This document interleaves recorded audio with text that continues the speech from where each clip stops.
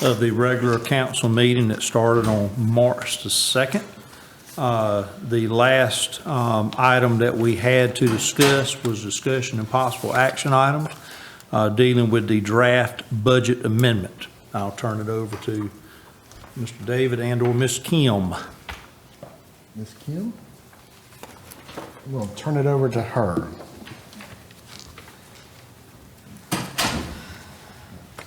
Okay.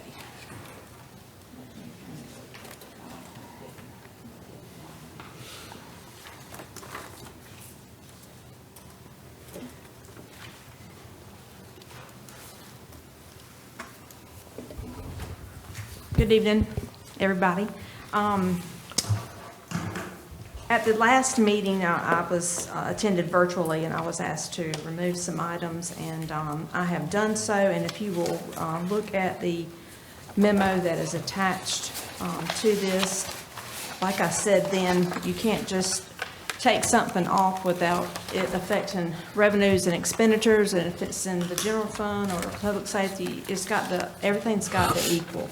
And so in doing so, we're going to look at the first item that on the budget amendment itself, which is the revised one, you'll see three little asterisks on the right-hand side, and that is dealing with the capital reserve fund. That actually was omitted at the last one, so it needed to be corrected and include that because in the general fund and the expenditures, we had that transfer going of $25,000, but I didn't show it in the revenues coming into the capital reserve fund. So now I do have that here. So that's the first correction. The next two items are dealing with the public safety reserve fund. We were asked to remove the $30,000 transferring to that fund from the general fund. And so that has been done, which also reduces the amount, or actually it increases the amount by $30,000, the next item. So the only changes that are happening there is really a wash, $4,000. In the public safety, you see a positive and a negative. So you will not see anything in the expenditures in the public safety fund, okay? The next thing is that's been done, go to the second page of the general fund and the expenditures and contracted services under the admin. That originally included the full amount for the MAPS group, and so y'all only approved for the personnel policy, so I reduced that to only show the cost, the actual cost of the personnel policy of $5,000 plus that amount that we had going into, I think it was scanning, $3,500 for scanning those personnel documents into the cloud. The next item was to remove the $12,000 that was estimated for a fireproof filing cabinet for the human resources offices, and so that, as you see, is now wiped out across. Nothing was budgeted. We took out the $12,000, and so it's still showing zero in the capital outlay. The next item would be going down to program materials in the Parks and Rec, program materials and supplies. Originally, we were reducing that to help put some revenues into another line item in the general fund, but since we didn't need it, I took that $20,000 away, so we're leaving that as budgeted at $70,000. And the same for the contracted services, we're leaving that the same as $52,000. We had reduced it by $7,000 to use those funds in another line item, but we do not need that.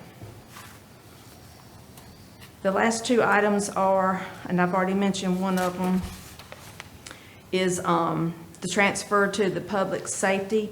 You wanted the $30,000 removed, so now we're leaving that as budgeted at $70,000. The final item in the general fund is the amount that we are transferring to the fund balance in the general fund. Originally, it was $3,280. and now it's $21,180. And then the final item is the capital reserve fund. You will see that we made the changes in the revenues, so the expenditures in capital reserve fund has also got to equal the same amount. And so that is the $26,000. It was increased to $26,500, which is the same amount in the revenues. And that's all the changes that have been made to this revision. And if you have any questions, let me know. Or let me and David know. We'll be glad to talk about it. When we started this, like January 5th, the increase in the revenues was 137,000. And then on March the 2nd, 151. And now it's 176. Are you expecting additional revenues from now until the end of the fiscal year? I mean, is this, because just jumping, $25,000 in 2 weeks, that's. Well, I didn't change anything. The only line items that you've seen changes got asterisks by them. No, but I'm talking about the total increase in Right. revenues. And so that figure takes into any positive figures and any negative figures. So when I took out, well, remember I mentioned a while ago that I failed to put the 25,000 in there? Okay, so that added another 25,000, but then I took away the 30,000 that was going into public safety in the revenues. So that's a $5,000 difference. And also, look at the original. I've not changed any of the original estimated from January's budget amendment. Everything else remains the same. But just the difference in the bottom two, it's just math. I don't know how to explain math to you. I just don't know how to do it. It's just the way the spreadsheet calculates it. If you remove $30,000 from those figures in that column, it nets out higher.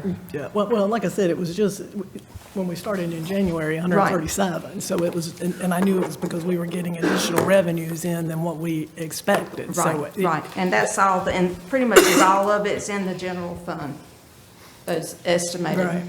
Because they're coming in more than we anticipated. Which is not unusual. I mean, this has happened every year, pretty much, since I've been here. And that's certainly better than the alternative of having less Absolutely. revenue. True. We are very conservative when we budget our revenues and try to be the same way on the expenditures, but more so on the revenues, because you can't spend any more than you estimate in revenues.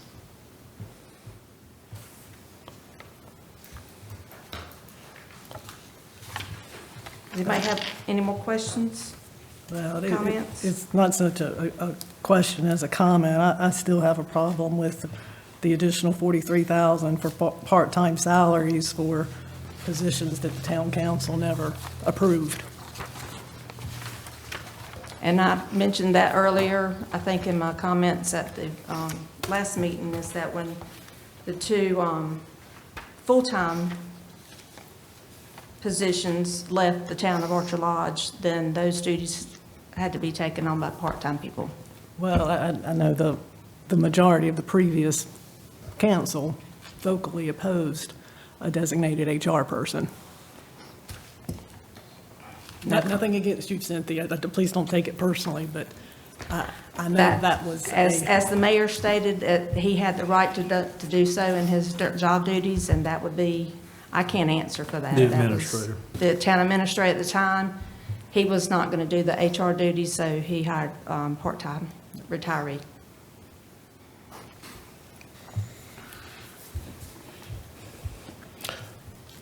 And with that, we get, the benefit of having an experienced HR professional that does that work rather than someone that gets added that duty to their existing duties.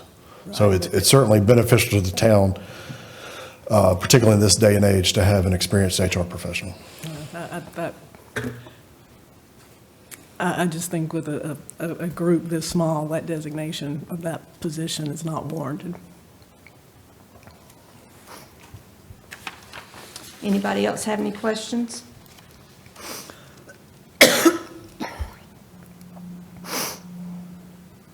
I will comment that she is only here Monday and Tuesdays. And she has to limit her time and the amount that she can earn because she is drawing from the current local government retirement system. So she can't do any more than, or she'll have to come out of retirement.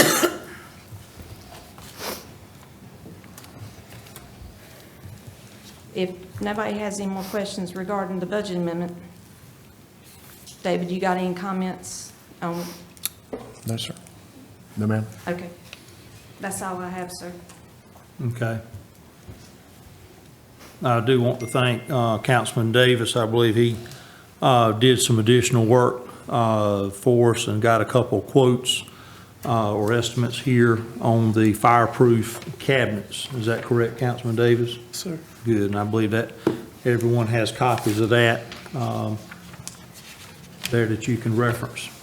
Appreciate that information. Anyone have any questions or comments on that? I believe the other estimate they had gotten was on quotes from state contract, I believe. Was that correct, Ms. Kim?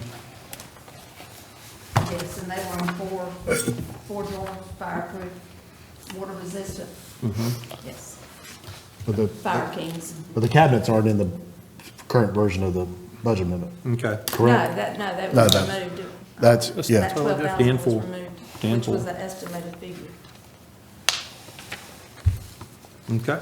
And we do appreciate Councilmember Absolutely. Davis coming today and to see the storage and the current file cabinet. Great. All right, any last call, any more questions or comments on the draft budget amendment? Okay. Do I have a motion to approve budget amendment BA 2026-01 as presented? I'll make a motion, we approve it. I have a motion, is there a second? Second. Have a motion and a second. Is there any discussion? Hearing none, all in favor? All opposed? Okay. Motion carries 3-2. All right. Now, at this time, that was the only item from that continuance. Do I have a motion to adjourn? So moved. I have a motion, is there a second? I'll second. I have a motion second. Any discussion? All in favor? Okay, anyone not in favor? Okay, all in favor, we are adjourned. All right. So with that, I'd like to welcome and call to order this budget planning retreat meeting this Monday, March 16th, 2026, in these Jeffrey D. Barnes council chambers. This time, I'd like to ask Councilman Jackson if he would please give our invocation. Sure. Father, we thank you for this day and the many blessings that you have given us. I thank you that the storm, at least for us, seemed to be fairly unsubstantial. I'm grateful for that and for the folks that have been affected by it.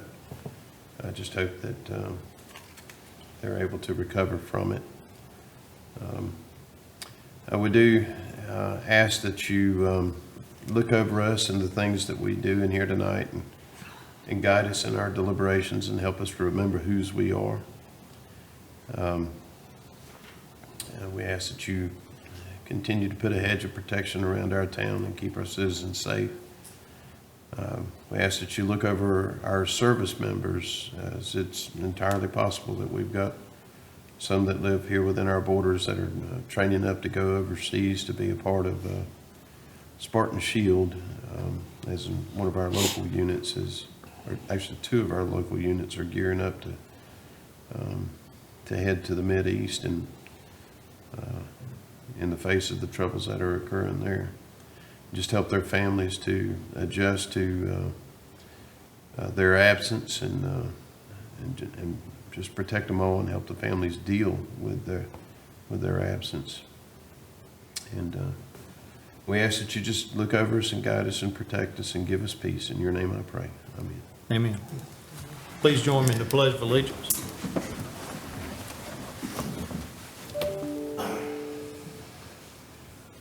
I pledge allegiance to the flag of the United States of America and to the republic for which it stands, one nation, under God, indivisible, with liberty and justice for all.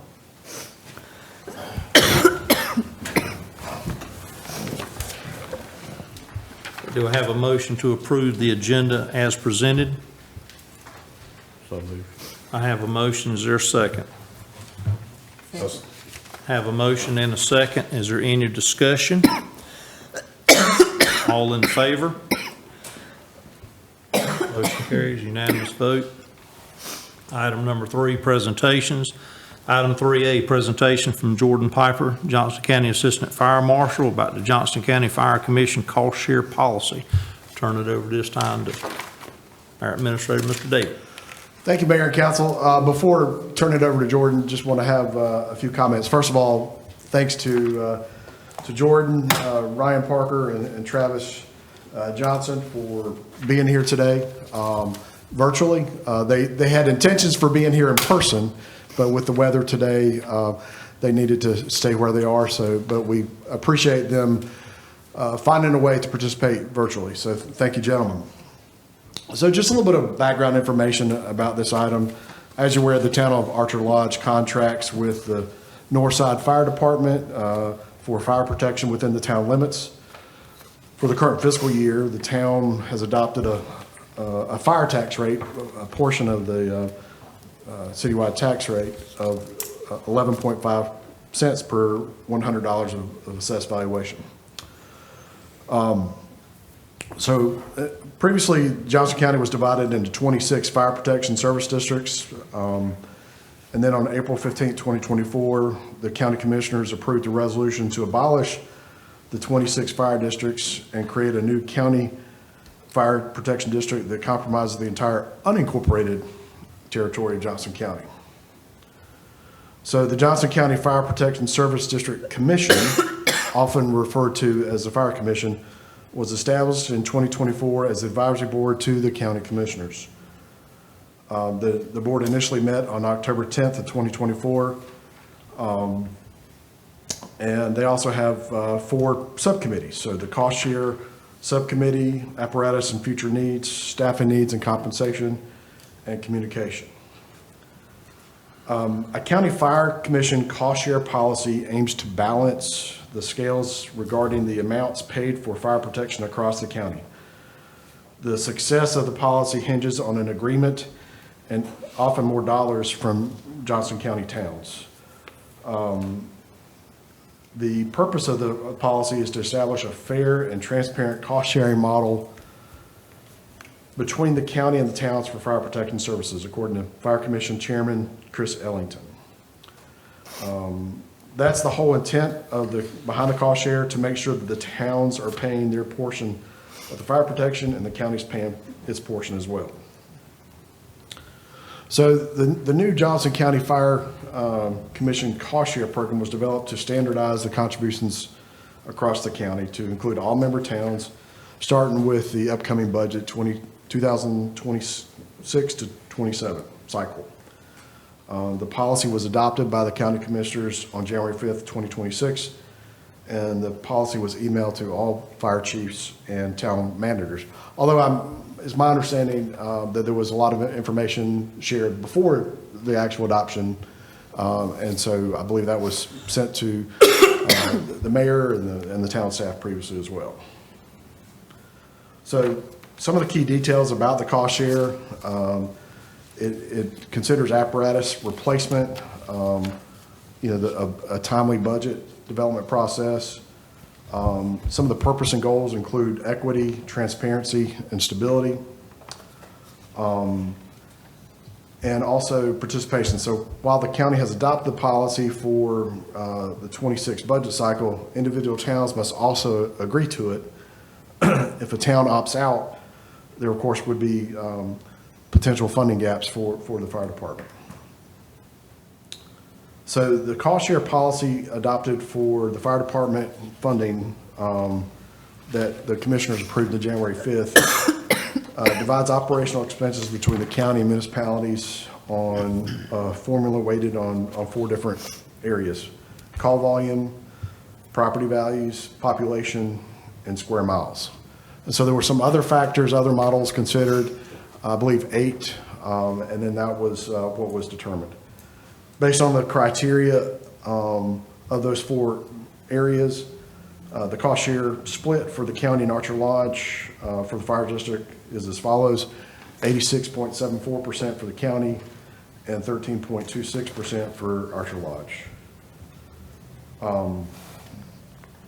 So just want to provide that information at this time, since we are here in a budget retreat, as we look forward to developing our town budget, we felt like this was an appropriate time to get a little bit more information, for council, particularly with, new council members that may not have been involved in prior discussions. And so, certainly ask Ryan for Jordan to speak at this time and present any information that he would. And then all 3 gentlemen, I believe, will be available for questions as council may have questions. So Jordan? All right, I appreciate y'all having us tonight. We've got Director Ryan Corcoran on the call with us as well, and Fire Marshal Travis Johnson. So before I get started and share anything, I'll turn it over to Ryan and see if he's got anything he'd like to share before we begin. Thank you, Jordan. County Marshal Lodge, thank you so much for having us tonight. It truly is a pleasure to be able to join you, and thank you for working with us as we've been navigating some other avenues today as far as the storm coordination and calls and all. But we appreciate your flexibility with us. A couple of weeks ago, County Manager Rick Hester, he had a virtual call with the town managers around Johnson County, and the cost share was a topic of conversation. And he asked us to reach out and make sure that nobody had any outstanding questions associated with the cost share program that's being facilitated by the Johnson County Fire Commission. As you remember, we went and met with you last spring and maybe last fall. Some of the representatives of the board at the time. And nothing has changed in between those times. The model that Jordan presented at the time is the same model that's being presented this evening. But in spirit of transparency and wanting to continue to have open and transparent dialogue, we just wanted to open up an opportunity to have for towns to be able to ask any additional questions they may have. And again, that's why we're here tonight. I just want to say thank you for that. And I'll turn it over to Fire Marshal Travis Johnson if he has any other comments. Thank you, Town Marshal, for having us tonight. I think Ryan pretty much hit on everything. That was a very good presentation leading up to our part. That makes me understand it well too. But appreciate you having us tonight, and I'll let Jordan speak. He's the resident expert of what we got going on. So thank you. All right, thank you.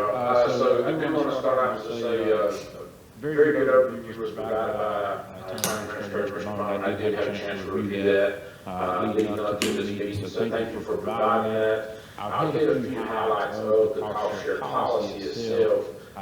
You do have it in front of you to read. So the actual funding, cost share allocation formula, what you spoke on the call, real property, population, square miles. So those were determined based on call volume at 40%. The actual cost to provide fire protection is primarily dictated by what the call volume is. That is why that is weighted the heaviest. Real property and personal property values is at 30%. Of course, we all know that's where the tax dollars generated, so that's where we get our funding to provide those services. Population has a direct impact on service demand, and then the amount of area that you cover also has a correlation of service demand. So those were how we weighted, the different criteria within this cost share policy and the history behind why we weighted those the way we did.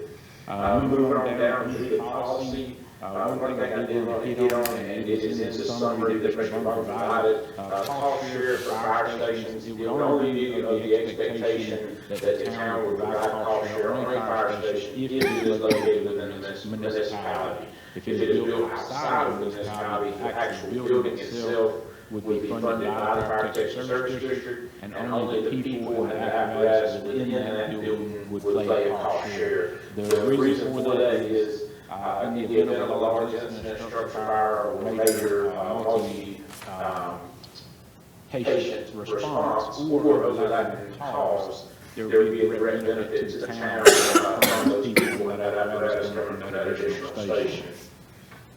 Moving down to adjustments and review. So this data that we use to calculate cost share will be collected each July and then put into the formula, and that will give us our updated cost share each year. The reason we do that, the data will essentially be a year behind because we don't want y'all waiting on us to tell you what the anticipated cost share split is as you begin budget preparation. So we will collect that in July and allow you to have that information for the following budget year. Another thing is it'll be on a 3-year rolling average. So once we get 3 years into this data, it'll be based on a 3-year rolling average. That way there's not a significant impact one way or the other based on the data changing each year.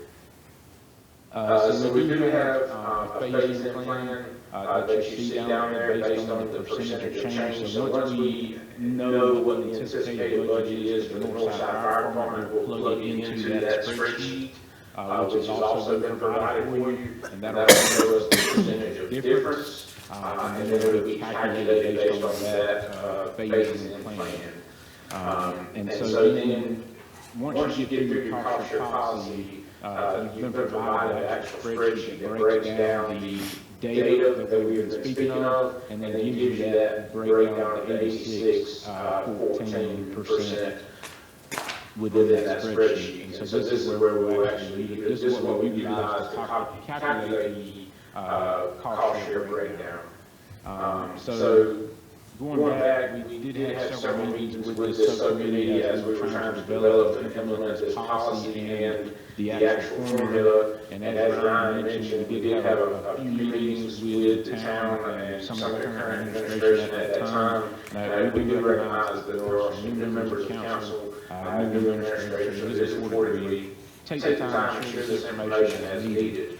So with that, I'll open it up and turn it over to Mr. Bone. And if there are any questions, we'll be glad to see. Jordan, a couple things real quick, if you could highlight for me, for us. The, going back to the 5-year phase-in, can you go back to that? I believe there's some of our colleagues in other communities that are impacted a little bit differently than Archer Lodge with the phase-in plan. Could you explain that a little bit? Yes, so one thing I did forget to mention, so historically, cost share between the town and the county has been based on a penny value, or a penny rate, meaning the 11.5 like y'all currently funding the Northside Fire Department at. But now, since that is a county-wide fire protection service district, that may not necessarily be a fair cost share value between the town and the county. So we do have some other municipalities that may or may not have been following that same logic of funding for the fire department. And so therefore, based on this cost share formula, the impact of the financial difference that what they are currently funding that compared to what the cost share policy recommends that we fund that could be significantly different. In y'all's case, I don't think that is going to be the situation simply because you have been following that penny for penny funding measure based on the rural rate and then transferring that into the town rate. And so y'all's calculation is very close from what I have seen based on estimates that we were working with leading up to this process.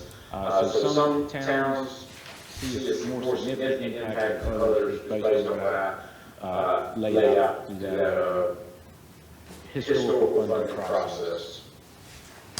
And thank you for that, Jordan. And just a couple other questions regarding apparatus.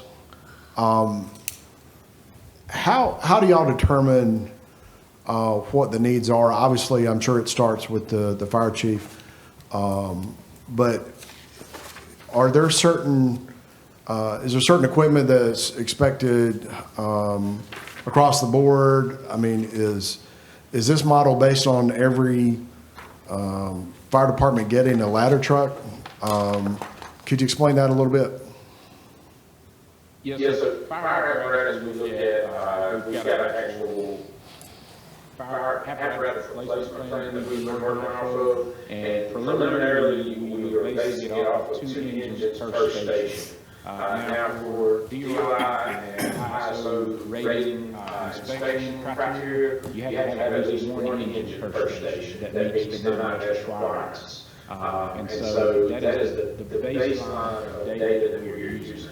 When it comes to replacement, there's a formula that we developed. I'm not going to try to cite that from memory, because I'm not going to get off on that. But it essentially takes data such as maintenance or repair cost, engine hours, mileage, pump hours, things such as that, and it calculates that via a formula that we developed, and then it ranks those apparatus in a sequence based on how they score based on criteria.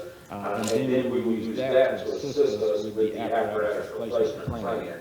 As far as aerial apparatus, no, not every agency needs an aerial apparatus. That really is dependent on the type of structures within your district, whether it be such as 4-story apartments or multiple commercial buildings. So that is not necessarily a need for all fire departments. And then those aerial apparatus will also be put into that same model as far as apparatus replacement. The debt service for those will be included in the fire department's budget. I do know that Northside Fire Department has current debt service apparatus included in their budget. So I do not know if there is it expectation of any increases based on what is on the current order for Northside. Thank you for that. So just as a follow-up, who makes the final decision on the apparatus? Does that rest with the fire department, the fire chief and his board? Or does the county decide ultimately what to fund in regards to apparatus and equipment? So right now, we'll follow the apparatus replacement policy, and it'll be dictated on available funding for the Fire Protection Service District, and the ultimate approval for Northside, being that the budget is predominantly funded by the county, that approval will lie with the Board of Commissioners. And I'm assuming that, all of our communities, try to pursue grant funding as much as possible to supplement equipment and help address needs without further burdening taxpayers. So how does that work, pursuit of grants in regards to this cost share model? So if a department receives any type of grant funding, that is taken off of the top of the overall budget of what the overall cost share is calculated based on. I know there is conversation of trying to do some regionalized grants right now for things such as SCBA's, air packs. If we are awarded any type of grant like that, that will be factored into whatever budget that is going to be a part of. As far as, I know we're talking about apparatus, grants for apparatus, I'm not a grant expert, but it is known in the fire service that those are very hard grants to get, especially when we're talking about the funding levels that we are here in Johnston County. But smaller equipment, hopefully we could put it for FEMA grants, regionalized FEMA grants that will help overcome some of that expected expenses for the equipment. Thank you, sir. So, Mayor, Council, I'll just ask if you have other questions for these gentlemen. I guess I'll start us off. For the call volume, property values, population, and square miles, why was man hours not calculated in there? Why was what not again, I'm sorry? Man hours. You could have, say, you could have 10 calls in the town of Archer Lodge, and each call was 6 minutes, but you could have 5 calls in the county part, and those calls could be an hour each. So, in essence, the town would be funding more of the county than the county's funded in the town. So you refer to time on calls? Yeah, just man hours on calls. Okay, so I get what you're saying, that criteria was not even thought, considered when we were discussing this cost share formula. I would say that is data that is possible to be pulled, but accuracy of it, I'm not sure how accurate that data would be, because we would have to rely on the record management system to make sure we get the per person hourly amount or time amount on call versus the actual fire department being on call. And another thing, the difference from one town to the next. So if Northside say is running a 4-man crew versus, let's say another town is running a 3 or even a 2-man crew, well then that per person hourly amount is going to be a lot less for a 2-man crew versus a 4-man crew. So I would say that data is possible to look at, but it would be a difficult data set to analyze within this cost share policy, or formula, I'm sorry. Well, I guess you could break it down to how long a truck is on scene if you want to make it simpler, and that would give you a pretty good answer as to where you're staying on scene longer. Are you staying on scene longer in the county, or are we staying on scene longer in the town? Right. And I guess another question I have is, if the town was to shut down today, who would take over fire protection for that district? Would the county take over fire protection for that district? If a town, you talking about if Archer Lodge were to, If the town of Archer Lodge were to cease to exist today, who would be responsible for providing fire protection in that area? that would then revert back to the county responsibility, and then it would just become a part of whatever, for y'all's case, it would become a part of the north side insurance district. Would those taxpayers be paying that $70,000 more extra, or would they be paying the same rate that the other members of the county are paying that don't live in a municipality? They would pay whatever the rate is at the time for the fire protection service district that is set by the Board of County Commissioners. I guess my last question is, why do the towns not have representation on the fire commission? So the makeup of the actual fire commission is just a seven-person body. Those members were selected by the Board of County Commissioners. Ryan, correct me if I'm wrong, I do not recall if we had any town representatives apply to be on the fire commission at the initial application period or the 2 years that we just did where members of the fire commission had to reapply.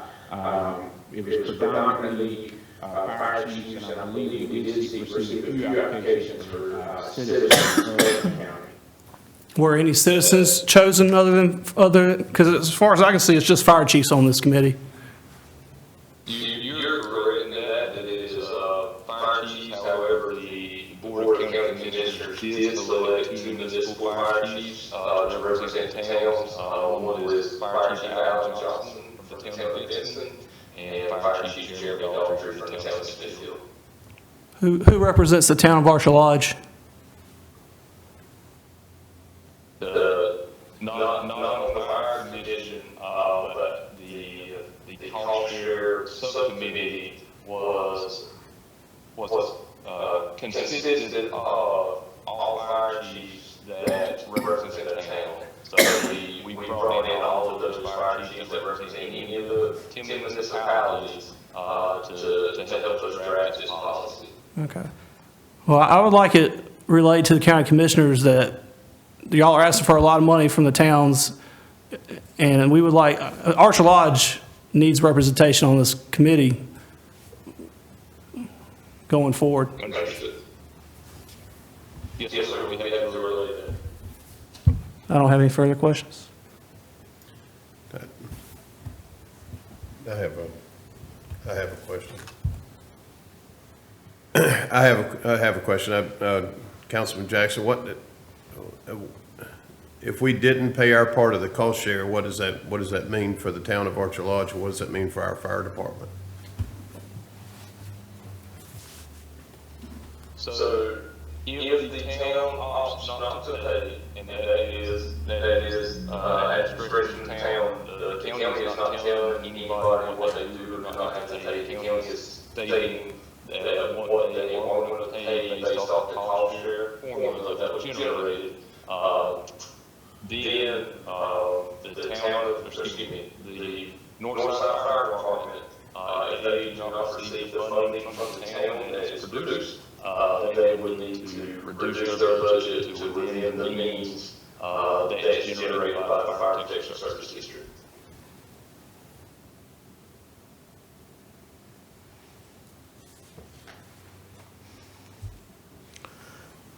Ms. Kim, could you speak to, as a follow-up to that, just speak to, currently we have, our current budget based on 11.5 cents. And then as far as anticipation for the upcoming budget year, what you see as a town contribution based on the cost share model. So we're anticipating some additional funding based on cost share. I believe it's a little less than 70,000. So we're pretty much, we're collecting 11.5 cents, which is the same as what the county is charging. We've got some additional funds that we're already anticipating for next year. Correct, Ms. Kim? Yes. And part of that was based on the additional public safety reserves, correct? That we anticipated for this year? Yes, the 70,000 that was budgeted this year is the anticipated cost share For next year? for this coming year. For this coming That's year. correct.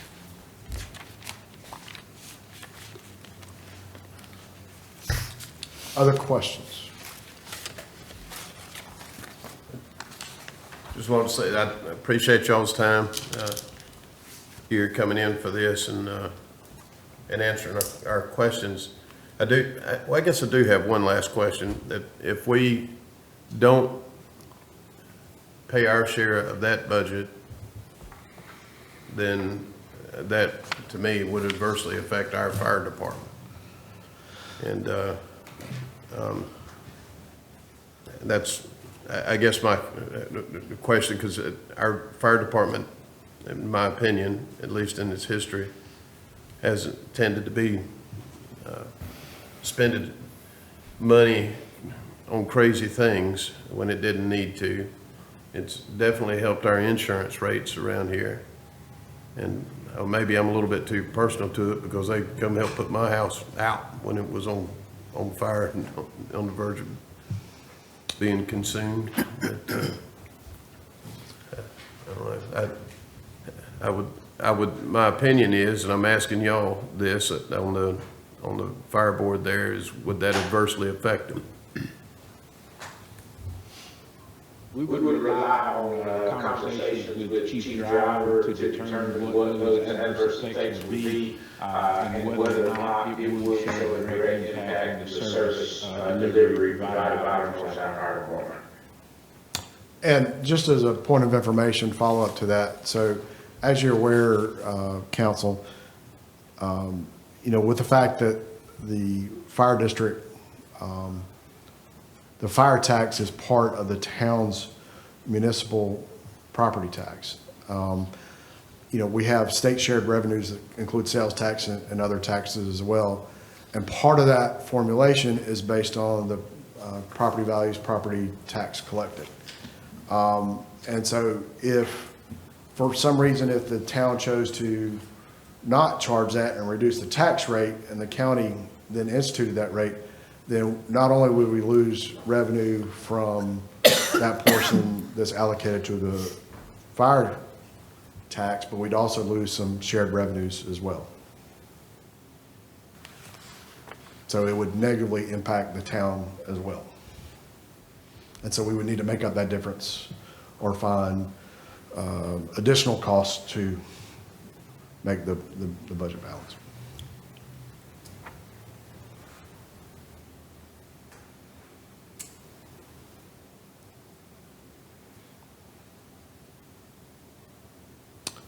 Any other questions, comments from mayor or council? Ryan, this is Clyde Castleberry, and I thank y'all for being here. I sat in with y'all last fall when y'all were here, and everything is still right on point what we went over last fall. So, I think if Archelaw decided not to pay, it's going to definitely show in the fire department in their. I think we have one of the best volunteer fire departments in the state of North Carolina, but that would take a real adverse priority, taking that 70,000 away from for their timeliness. So, but anyway. Mr. Castleberry, I appreciate the kind words. I'm sure Chief Driver does on behalf of the Northside Fire Department. I would agree with you that Northside does provide an excellent service to the town and to Johnson County as a whole. They are always professional with their services, and I would say that they've always been a great partner to Johnson County. So I appreciate those kind words on their behalf. And if there's anything we can do to help with the conversation, if y'all have any more questions that come up, feel free to reach out to Travis, Jordan, or myself, and we'll be happy to discuss this with you. Thank you, sir. Thank you, gentlemen. Thank you very much. Thank you.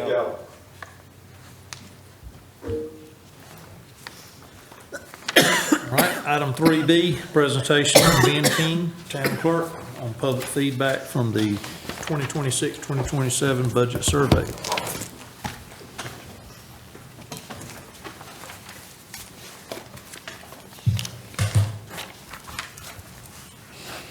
Good afternoon, Mayor, Council. Let's see if this works. Perfect. So as you all are aware, the town conducted a budget survey. We closed it a week or so ago and have been going through the results. And so tonight we wanted to share the results with you all, as well as the process that we went through to go through the budget survey. And then on the back end, we've got some charts and graphs that kind of help the data be a little easier to understand. So we started, of course, we were working within the confines of having David join us and sort of getting into the budget process a little late due to our town administrator search process. So we were able to get the budget survey live on February 12th. And that ran through March 4th. Those questions and everything you saw in the survey was put together by a team of staff who worked together to make sure that we thought that the questions and open-ended questions and data being collected was important. We wanted to make sure we didn't have too long of a survey. Also, we wanted to make sure it wasn't too short. So we tried our best to get it out in a way that was, one, free to the town. We looked at doing a mass mailer, but that costs thousands of dollars. I believe you all have done a mass mailer in the past, and it costs a lot of money. that could be a consideration for next year if you all wanted to do that. But this year we kept it free. So we put it out on the town's social media. We sent it to you all, to folks on the Board of Adjustment and Planning Board to help try and get the word out. David, of course, is doing a weekly town administrator memo. It was included in that for the weeks that the survey was live. Posters were put out here at Town Hall and at the Town Park, as well as on the electronic sign here and at the Town Park. And then we did our best to try and speak to community partners, just to try and get as many folks as possible to fill out the survey. So we broke the survey into 3 sections. The first section was background, so we wanted to understand what types of people were filling out the survey. So we asked, do they live in Archer Lodge? Do they play in Archer Lodge? Do they work in Archer Lodge? Do they rent? Do they own their home? How long have they lived in Archer Lodge? The next section was based off of town services, and I'll get into what services we provided in the next slide, but some of those questions had folks rank services. We even broke it out into the individual services. We had potential projects that folks could say whether they thought it was important or not, as well as we had an other designation where folks could write in an idea for a potential addition to a town service. There was also a question that asked, if you had $10,000, how would you spend it on the Archer Lodge budget based off of these services? Or really, if you have any ideas of how to spend it, how would you spend it? The last third of the survey was open-ended, and we wanted to get folks' feedback. So we asked people to give us ideas to consider in this upcoming budget, as well as there was an opportunity for respondents to engage with the town. So we asked if they wanted to, it wasn't required, but they could provide their name and email address, and whether they wanted to sign up for the memos that David sends out, or whether they wanted to sign up to apply for the planning board.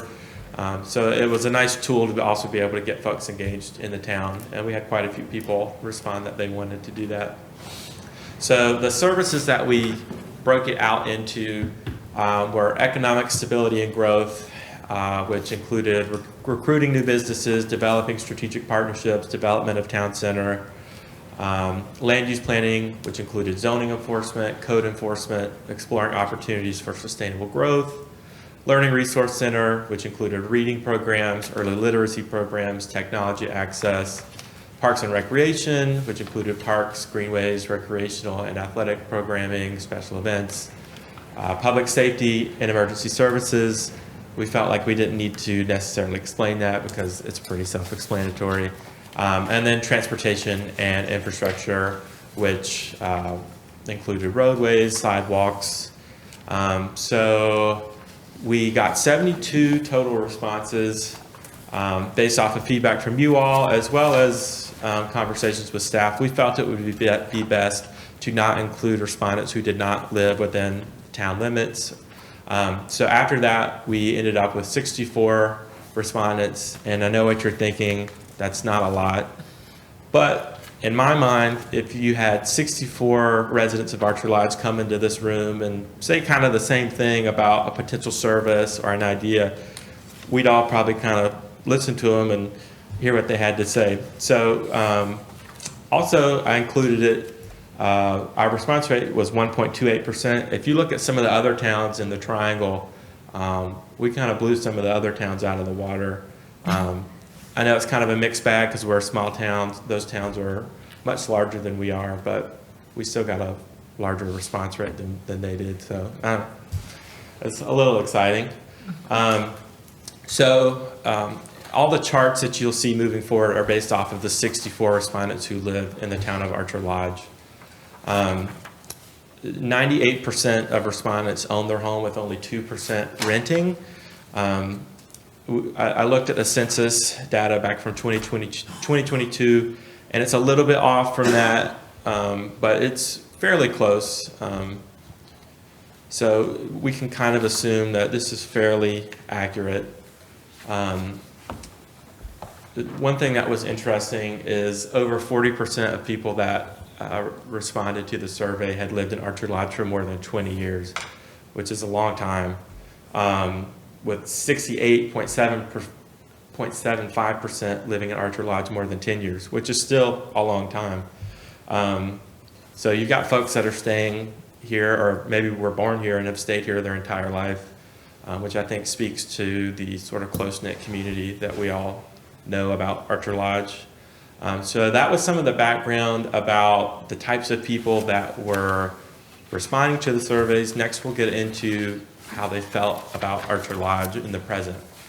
So one thing we wanted to highlight was nearly 75% of respondents felt that Archer Lodge is a good place to live, with only 15% responding negatively. I think that's something to be proud of as a council. Next, over half felt that Archer Lodge was a good place to live, with only 5% saying it was a negative place to play. So again, kudos to Chris and you all for prioritizing Parks and Rec, and it's definitely played itself out in the survey. I'll add, afterwards, if anyone would like to have the raw data, the Excel sheet that the Microsoft Forms, which is the product that we use to do the survey, if anyone wants that Excel sheet, I'm happy to provide it, so you can kind of play around with the data as well. And Ben, if you could email the PowerPoint presentation slides as well. Yes, I'll send all this to you all tomorrow morning, just so you have it, as well as the charts, in case you want to look at them again. So in the second half of the survey, we had folks rank services by what they felt was most important. Notably, you'll see public safety and emergency services was ranked highest, almost 36% of the time, with land use planning right behind it. This doesn't necessarily mean that a learning resource center, Parks and Recreation, economic stability and growth isn't important to people. It just meant that maybe public safety and emergency service was more important to the people that responded to the survey. But I think, again, it's a good tool to kind of see where people are at.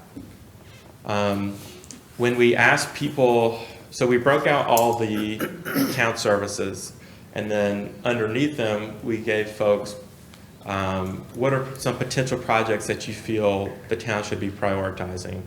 And you'll see 92% of respondents want the town to protect agriculture and farmland, which again, I think speaks to what Archer Lodge is about and the agricultural community we have here. So I don't think we were surprised to see that, but 92% is a lot. Right behind that, we had maintenance of existing roads and improvements to existing roads almost coming in a tie at 77 and 75%. As you all know, that's something we've been working on, but we've gotten a lot of feedback from residents through other means that this is something important to them. So again, something we weren't necessarily surprised at, but it's good to have some confirmation that we're working in the right direction. The other three programs you see were the other highest scoring. So you have maintenance of the existing town park, addition of greenway infrastructure, and additional programs for seniors. On the back end, it's a little bit more difficult to come up with a graphic that conveys open-ended responses, because folks can put whatever they want. So it's not easy to put percentages. And so what I did is I went through and coded different topics that were brought up. So some of them were town services, but some of them were more specific, like reduced costs, sidewalks. And so what you see on that chart is the frequency of those topics being brought up in the open-ended responses on the back end of the survey. Also, the open-ended responses weren't required for folks to fill out. We wanted people to be able to fill out the survey and not feel like they had to write an essay to turn it in. We felt that if that was a requirement to finished the survey, we could have potentially seen a reduction in folks that finished the survey. So you'll see 39, which is about a quarter of respondents brought up reduction of costs. That was certainly a common theme through the open-ended responses. But you also see Parks and Recreation was brought up quite a bit as well, public safety.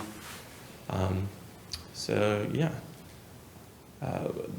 This is a word cloud that I put together through an online tool. Basically, I just copy and pasted all the open-ended responses, plugged it into this. The online tool that I used took out all the stop words like the, and, is, in, of. And so what we have left is what you all see. So some of the major words were taxes, safety, residents, Castleberry, community, money, transportation, budget, traffic. Again, I think it's a good tool to see what people are passionate about. So the concept with the word cloud, so the more a word is used, the bigger it becomes. So obviously, taxes are a concern, budget, traffic, certainly a concern.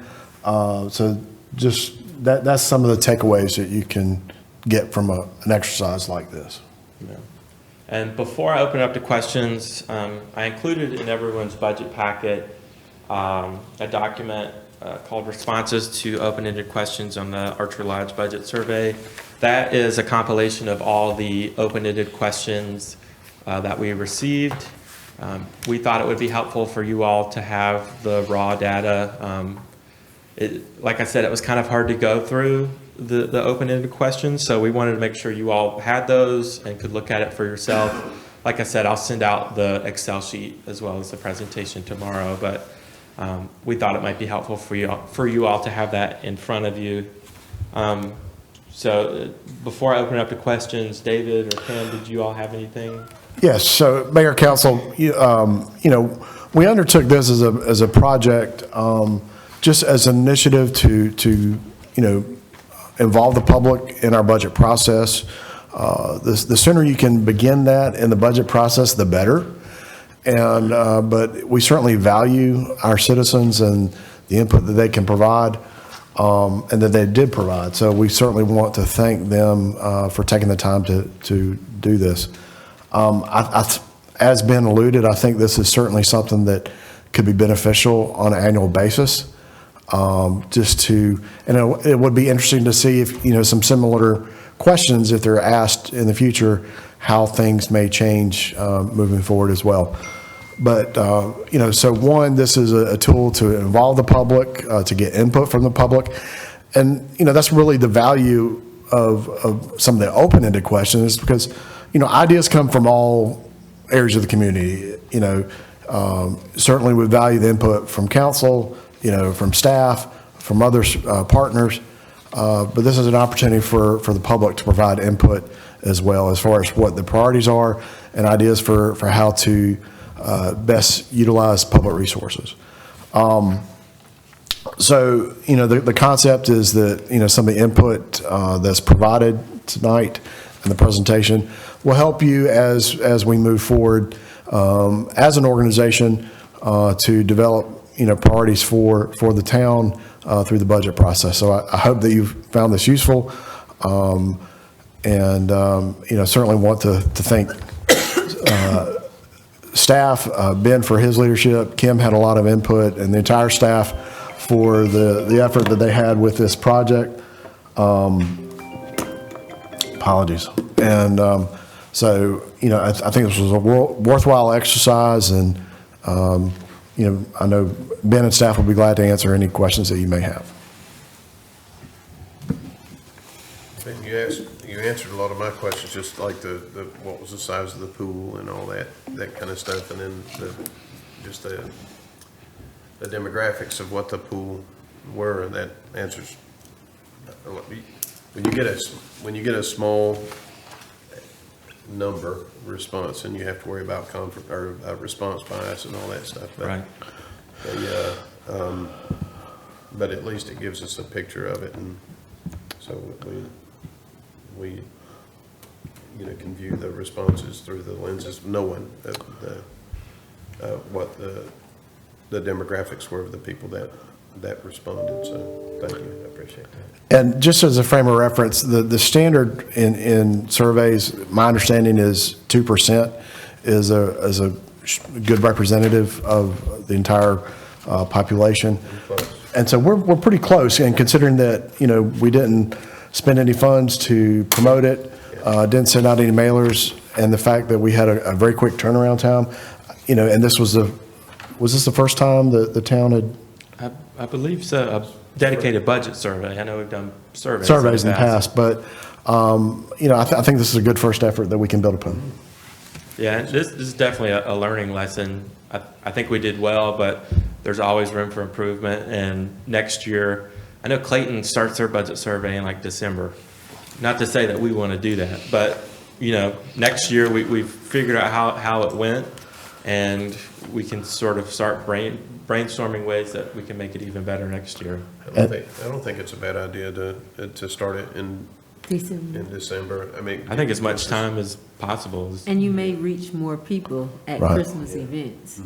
Yeah, and we had such a tight turnaround, but next year, we may be able to go to events at the community center and hand out flyers, or even put up like campaign, I forget what you call them, but like yard The yard signs. signs with a QR code. on Yeah, it. just so people can snap a picture while they're waiting in the traffic at the four-way stop. Same thing at the park. So there are ways to do better and still try and not spend too much money on it. But thank you.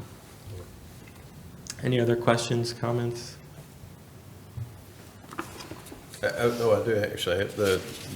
All the colored charts. I didn't, unless I missed them in here. They're not included in your Could I packet. get it electronically? like Yeah, I'll send it. everyone I'll else? send it to everyone tomorrow That'd be- morning, along with the Excel. That'd be fantastic Yep. for me.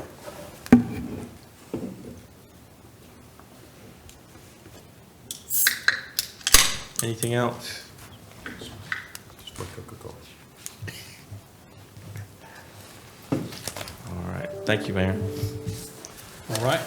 Item 3C, presentation from David Vaughn, County Administrator, concerning legislative review of property taxes.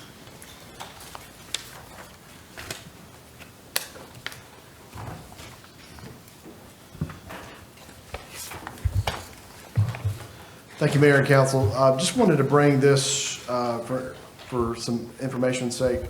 You may have heard in the media about either initiatives in the North Carolina state level or nationally about property tax reduction and reform. I think particularly in recent years, you see a lot of trends at the national level with state legislatures. So when, one or two legislators address an issue, oftentimes, just like we have the North Carolina League of Municipalities and the National Association of Counties, they have national associations as well. And so, they have opportunities to collaborate and to hear about ideas from other jurisdictions. And so, this was started in a couple other states. We've got some information for you about what some of the other states are looking at. But there's definitely the national trend among state legislators to look at property tax, its impacts and potential reform. Some of the key legislative trends and developments include targeted relief and reform, levying, having some limits, so they're, whether it's a ceiling for a certain amount or for the property tax, or a ceiling about the amount that's increased. You've seen a lot recently. So at one time, most counties that went through reval every 8 years. That's what state statute requires. But as the real estate market has adjusted in the last few decades, that has changed. So that oftentimes that 8 is the minimum requirement, but every 4 years is more common nowadays. And so, and you're seeing as property values increase for a variety of market reasons, you know, the tax values do adjust as well. A lot of times the tax rates, you know, go down in those areas, but, you know, it's created a lot of attention in the legislature. So again, so some of the other concepts besides targeted tax relief and levy limits, state level intervention. So they're looking to manage, cut, or cap these taxes, looking at alternatives to current revenue generating models. So I think it's incumbent if the legislature does look at capping, that they look at some revenue replacement as well to hopefully hold local governments harmless as much as possible. And also some additional administrative oversights. That's another possibility as well. So some of the additional focus areas for legislative review includes you know, finding ways to lower property taxes without harming local government's ability to raise revenue. Agriculture and forest lands, you know, review of state preferential property tax programs that ensure agricultural, forest, and horticultural lands are taxed based on their use rather than, you know, commercial value. Addressing inflationary impacts. So some state level reforms. Nebraska was one of the first states that actually passed some reform, and it provided $185 million in tax relief. Georgia, they have a bill that's passed the House and now has moved on to the Senate that would change how local governments raise money by providing that cap that is mentioned, and how fast property tax revenues can grow, and then shifting more of the burden to the sales tax. So they're looking at a multi-year implementation. And then other states like Florida, Ohio, and Kansas are exploring ways to either reduce or eliminate taxes based on home values. So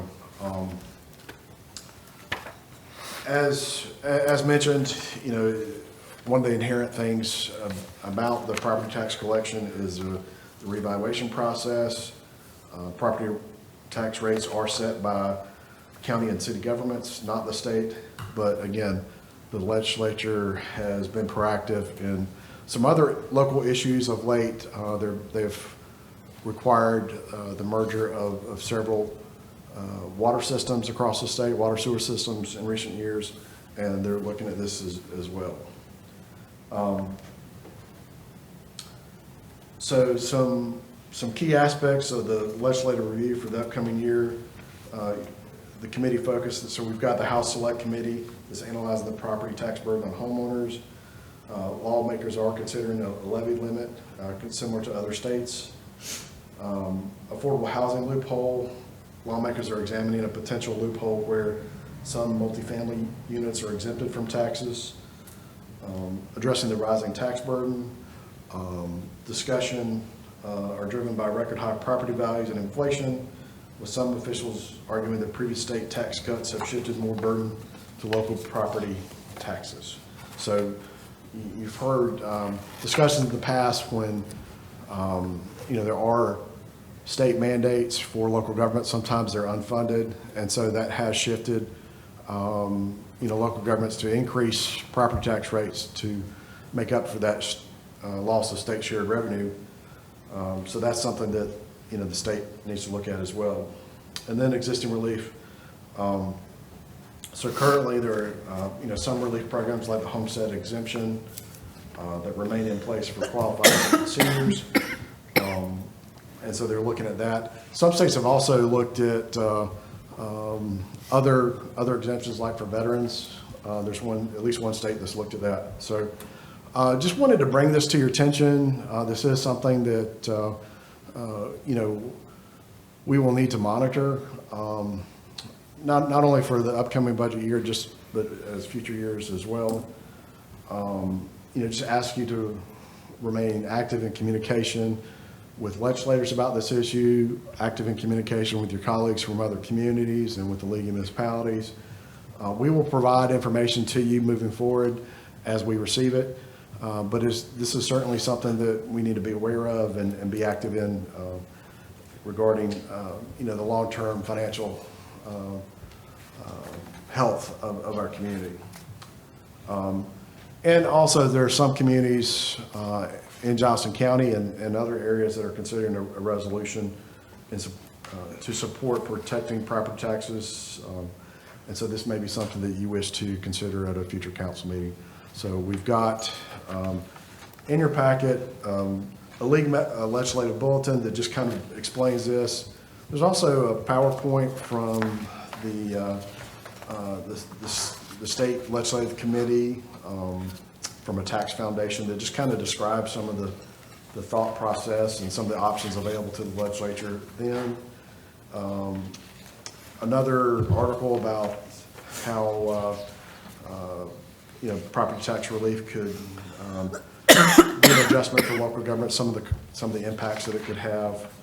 An article about what's going on in Georgia, and then that sample resolution that another community has had. And we certainly, if council would like to direct staff to prepare a similar resolution for your consideration in a future meeting, just let us know. So, Kim, what other things did I miss that you would like to add to? I know you've been monitoring this through your listserv and information from the league. Yeah, well, it was mentioned at the Finance Officers Conference, because there is a lot of concern. You pretty much summed up everything, so, I guess everybody heard me, Finance Officers Conference. It was a topic of conversation. David, if it's all right, one thing I would add is the committee is meeting Wednesday, and at that meeting, they are most likely going to have some legislation ready to potentially have ready for the short session in April. So if we could potentially get a lot more information at the end of this week. But like David said, we'll send that to you all if we hear anything. And I have been added, I asked to be added to the distribution list for that committee. So whatever information I get from the legislature, I will certainly pass along. My mom gave me a phone call this morning. Harnett County is just going through their tax revaluation, and she got her letter letting her know how much hers property evaluation jumped by. It jumped by almost 50%, and which was a lot of what happened around here. So it doesn't show any signs of slowing down. So I don't know. To me, I'd be pretty happy with making a resolution saying slow it up a little bit, please. Well, So far as how much it's jumping by and all that. I'm hope they actually do some reform, because you hear so many people that are worried about losing their property that has been in family for generations, and that there needs to be something done, because when revaluation goes up that high, there should be some sort of limits on what can happen to the tax rate. Especially for seniors. Yeah, I mean, to me, the tax rate needs to go down when you got a reevaluation. Like here, it was 67% was the average increase, and we ended up raising the Archer Lodge portion by half a cent. So people really, there are a lot of people hurting, and even just looking at these responses that we got from being surveyed, there's a bunch of comments in there about reducing taxes. But one question I had is, has there been any comments, because reading through this stuff, I didn't see it, but if you're in a municipality, you're paying basically the town and the county for the same service. Because when we weren't incorporated, our Johnston County taxes paid for the planning and zoning and animal control and code enforcement that now Archer Lodge tax rate pays for that. Has there been any talk that if you're in a municipality that your county rate goes down because you're paying for something to the county that they aren't providing to you? So I'm not aware of any discussions such as you described. Yeah. So, you know, that has been an ongoing conversation as a part of when you consider municipal taxes and county taxes. That's has been around for decades. Yeah. You know, there are certain benefits to being incorporated, you know, having local control over planning and zoning. And so there's, I think, some benefit for local control rather than county control over a certain community. And so, you know, I'm not trying to say one way or the other, but, you know, as a citizen of the town, you know, there's a benefit to having local control over certain things. But you're still part of the large organization as well. So you may not be, you know, town residents may not be getting from, you know, their zoning may not be controlled by the county, but there's still some benefits to countywide zoning, even if you're in a municipality, such as transportation and other things as well that are considered as part of the land use, but may not be applicable to zoning regulation within that town limits. But I'm not aware of any discussions about, you know, an additional Total tax reduction rates, yeah. based on town. You know, and that discussion, you know, has been ongoing, particularly, you know, police versus sheriff, you know, funding and variety of other services as well. But there certainly has been a blurring of a lot of services that were historically municipal. 30 years ago, there were very few counties that were involved in water or sewer, for instance. And so, but a lot more counties have, for a variety of reasons, gotten involved in that. But that has been traditionally a municipal service that the counties are now involved in. And so that has kind of blurred some of the lines a little bit.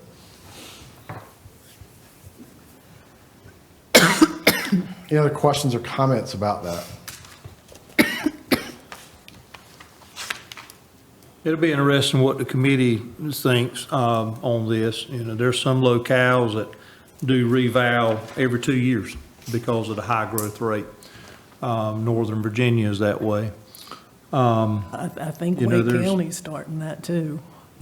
Yeah, the high growth areas are definitely looking at that because it does take the rubber band or shock, you know, somewhat of the shock out of it. You know, but there's no such thing as a free lunch. I mean, you know, the local governments include counties, and counties running schools and everything else. They're not going to do it. They're not going to be able to do it for anything. So it'll be interesting to see, you know, if it goes to a consumption tax like a sales tax side, but the bill's going to be paid in some way. You know, personally, I'd love to see a reduction in property tax, and so far as folks that have owned land for generations and that type of thing, reasons that have already been spoken here today. But again, sometimes what replaces it might even be, might be a little bit worse. So it's something, you know, to monitor and keep abreast of. And it wouldn't surprise me as well as another thing that might get looked at is the amount of funds that are kept in reserves or fund balance. You know, that does vary from location to location, and so there may be some cap that the legislature puts on that as well.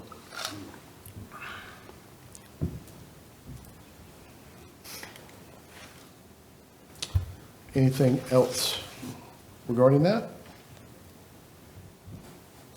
All right. Hearing none, we're at 4A, correct? Development of priorities for Town of Arch Lodge years 2 through 20. So, Mayor and Council, we, as you're aware, back at the first budget retreat on February 16th, we had a good conversation where we kind of kicked off the strategic planning process for this budget year, but also, looking forward, past this year as well. Some of the benefits of strategic planning, as we discussed, developing a unified vision, optimizing resource allocation, enabling proactive management, improving decision-making, and measuring progress. So we had a long but productive conversation and meeting last time, and we wanted to continue that discussion tonight. As you are aware, we had a start, stop, continue exercise, and continue to brainstorm ideas for priorities for the town. And, this was not necessarily a vote or anything like that, but as you recall, you used dots to kind of provide some feedback on priorities that, potential priorities that you developed. And at the February 16th meeting, you developed some priorities for the upcoming budget year that include reviewing opportunities to reduce cost,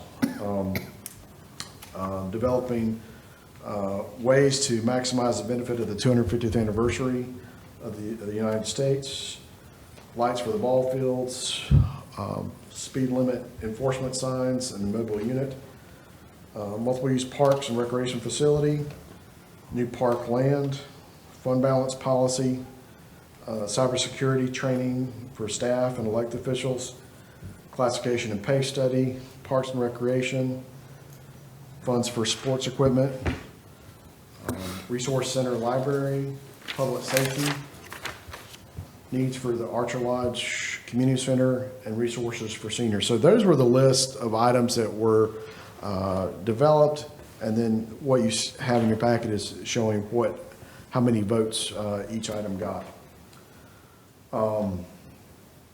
So after that session in February, staff included funding for the following items in the budget amendment that you passed tonight.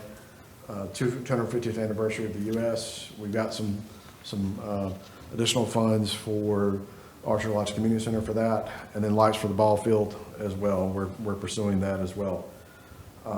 So what we're asking tonight is, have 3 short conversations, developing priorities for the next 2 to 5 years, then the next 6 to 10 years, and then the next 11 to 20 years. So, this is not intended to be an end product, but just the start of a conversation and a foundation for future strategic planning. So, again, you've got in your packet the priorities that you developed at the February meeting, and some of those could still be on this as well. Obviously, there's an exhaustive, a fairly long list of items for us to work towards to try to develop into the budget, but we can't, develop all those things, incorporate all those things. And so, our focus as a staff will be to try to, push forward the priorities that council has established. But, for the upcoming budget year, but again, you may have some of those items that you want to include for years 2 to 5 as well. So what I'd like to do, I've got my magic pen over there, and I'll write down input that you have, and then for the next 2 to 5 years, what are some priorities that you would like to see? And then I've got the stickers as well for you to kind of prioritize items for the future. So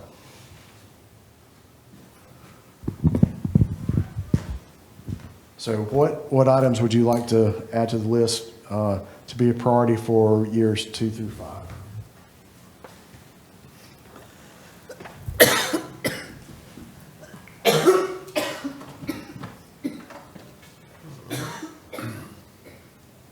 I think the obvious are the ones that are occurring this year, like the extra money for the Archer Lodge Community Center's 4th of July or 250 celebration. The lights for the ball field.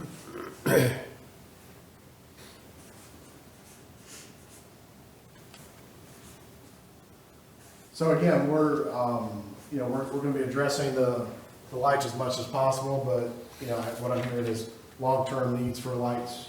If there's some additional things.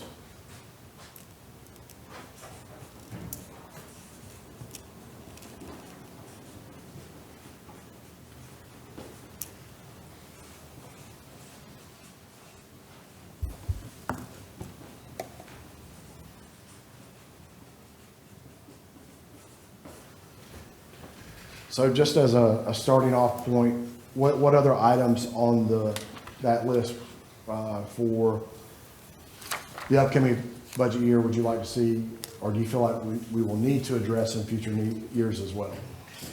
Because again, we're not gonna be able to do all this next year. Correct. And so the stuff, the resources for seniors kind of stuff, like, well, you sent us the paper, the information that you had gathered, and we have the caregivers ministry, and we have the community center.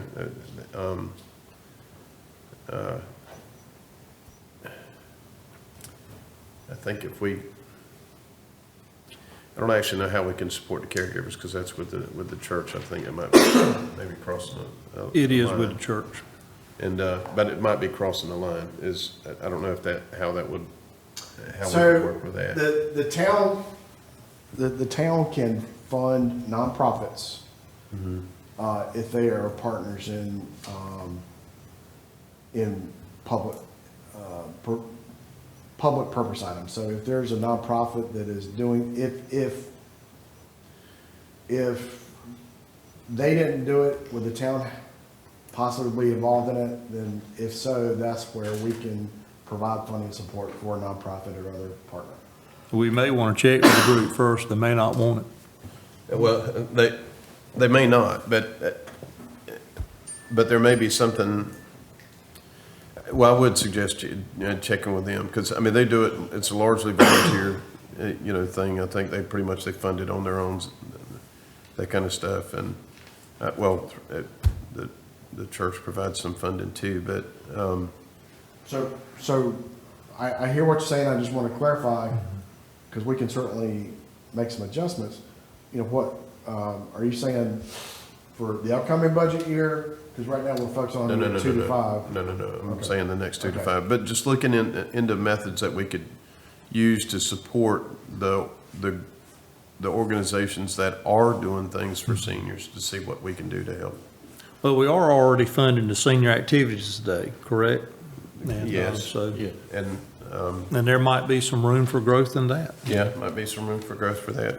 And there may be something for the caregivers. If they've not had an option to think about it, they might not have thought about it. But if we give them an option,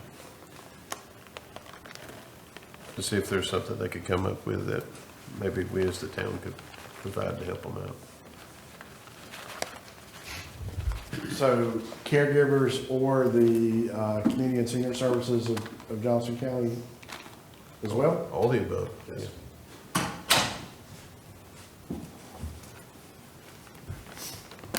If they all say, we don't need any help, okay. But if they say we have a need, that's something, it's an organizations that are, those are organizations that are already established, and, your calls for your. So in regards to Community and Senior Services of Johnson County, their number one need, based on my understanding in my meeting with the executive director last week, was having a facility.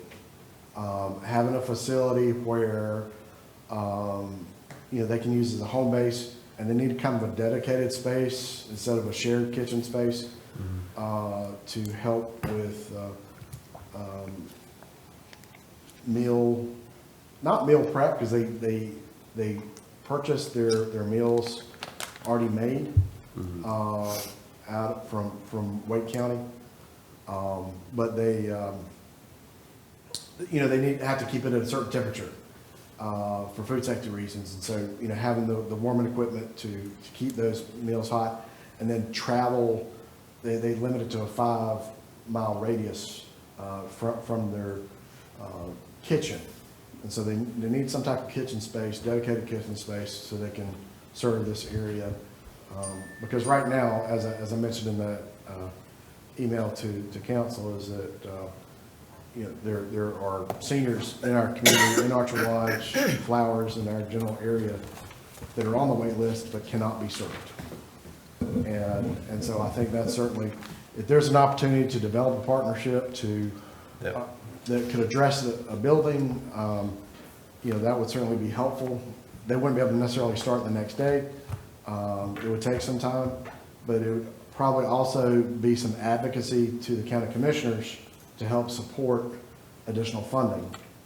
Because not just the waiting list for our area, but they have over 200 people on their waiting list for the county at large. I know some counties choose to put additional money into those programs. That may be something that, you know, this council may want to advocate for as well. David, what's the frequency of that service? Is it daily? It's 5 days a week. So there are some that get hot meals delivered, some based on, you know, because they may be too far away to get that hot meal, or maybe they just have this preference. They get 5 frozen meals. But it's very stringent. I mean, it's not just like a you know, TV dinner from the grocery store. There are very strict dietary guidelines that are in place that they have to meet. And so there are some, and particularly during COVID, the use of the frozen meals became more common as well. Because some didn't want to have that contact or couldn't have that contact for medical reasons. But, you know, it's not just about the meals. It's about having that human contact, because a lot of these people, this is the only human contact they have on a daily basis. And for caregivers, that's specifically what they do. Now, they only do it once a month, but that might be something where if there are other assets available to them, you might have some built-in volunteers there, maybe. Okay? That's a good point. It is an existing organization, very proud organization. They've been doing it for a number of decades now. And Mayor, is it strictly for seniors, or is it others? no, it's not strictly for seniors. It could be shut-ins. It could be folks who have had medical, you know, emergencies or situations. So it's not just for seniors. Although I would say probably a large percentile of their recipients are seniors. So are there other items on the list for the current year or the upcoming budget year that you would like to put in years 2 through 5?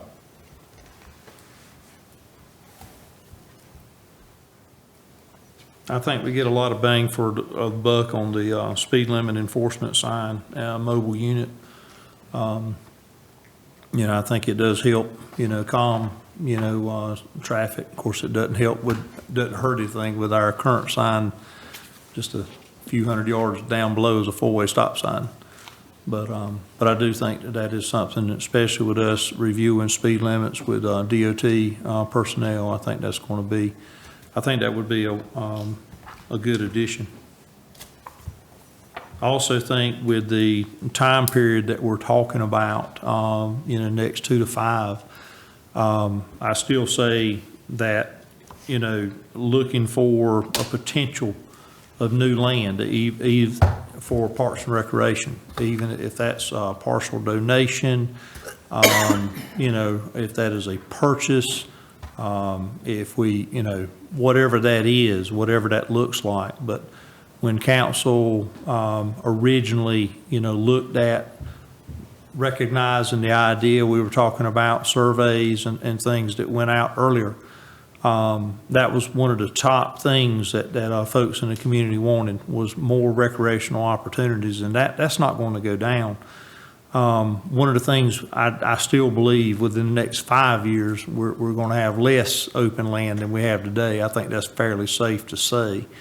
And to put ourselves in a position to at least have conversations, you know, with families and landowners as to what possibilities there could be with that. But I do think that the window is closing on, you know, larger tracts of open land. And thank you for that. And, you know, not only for Parks and Recreation, but I mean, we saw on the budget survey about the farm preservation, rural character, that was 90-some%? 92%. Yeah. Is that something, so I know we're looking at, focusing on Parks and Rec. Are there other things that you would like to see, land banking for, or conservancy for agricultural properties, or? Me personally, I think the idea of land banking might not be a bad idea for us. Eventually, if we have to, 10 years from now, 20 years from now, if we have to create a police department, the price of land is going to be a lot more expensive. And if we get a good opportunity for a good piece of land for either Parks and Rec or a police department, or as something just to reflect our heritage, or it might not be a bad idea if we get an opportunity, a good opportunity. And I agree, it would need to be something that, could be workable, right? And but one good thing about this coming calendar year in August, we retire our final payment, on the parkland. And so that's going to be one less debt that we have. And so that's something to consider. I think, a building at some point with an open floor plan, something that Parks and Rec programs can, operate regardless of weather, year-round. That would certainly increase, the opportunity of reaching more people with different programs.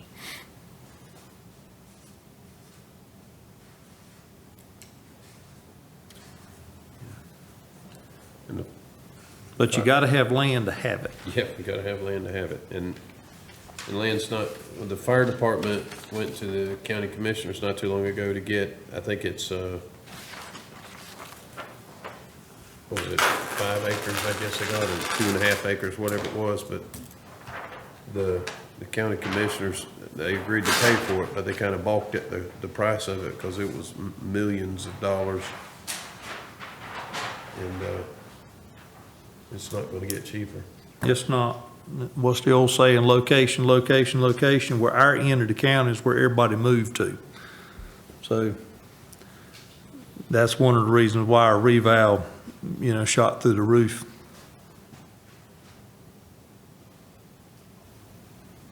What other things would you like to add to that list for consideration for the next 2 to 5 years? Is there anything, what other quality of life issues,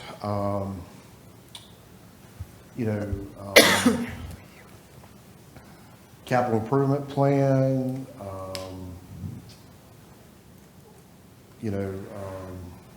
any workforce development issues that maybe we could partner on. Capital improvement plan, is that something that you'd like to add to the list?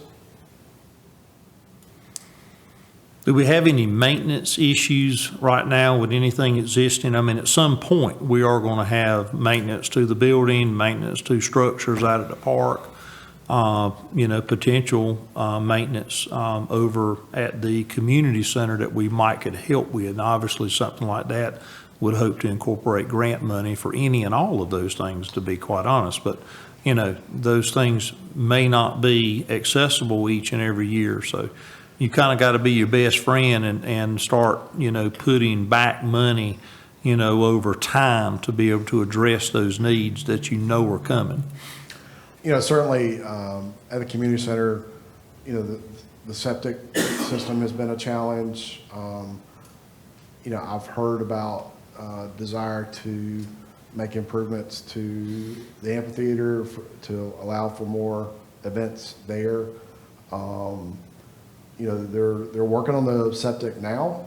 I think they would certainly like to see that with the amphitheater. And certainly, there's opportunities to apply for grants, but, grants won't pay for it all. And I certainly defer to staff, if they've got other ideas as far as maintenance concerns. Yeah. And septic's one of those things that's on its own timeline. You can't just budget for that in the future. When it needs it, it needs it. If I recall correctly, the septic tank out there is from the original school that used to sit in place where the community center building is now. So it's certainly got some age on it.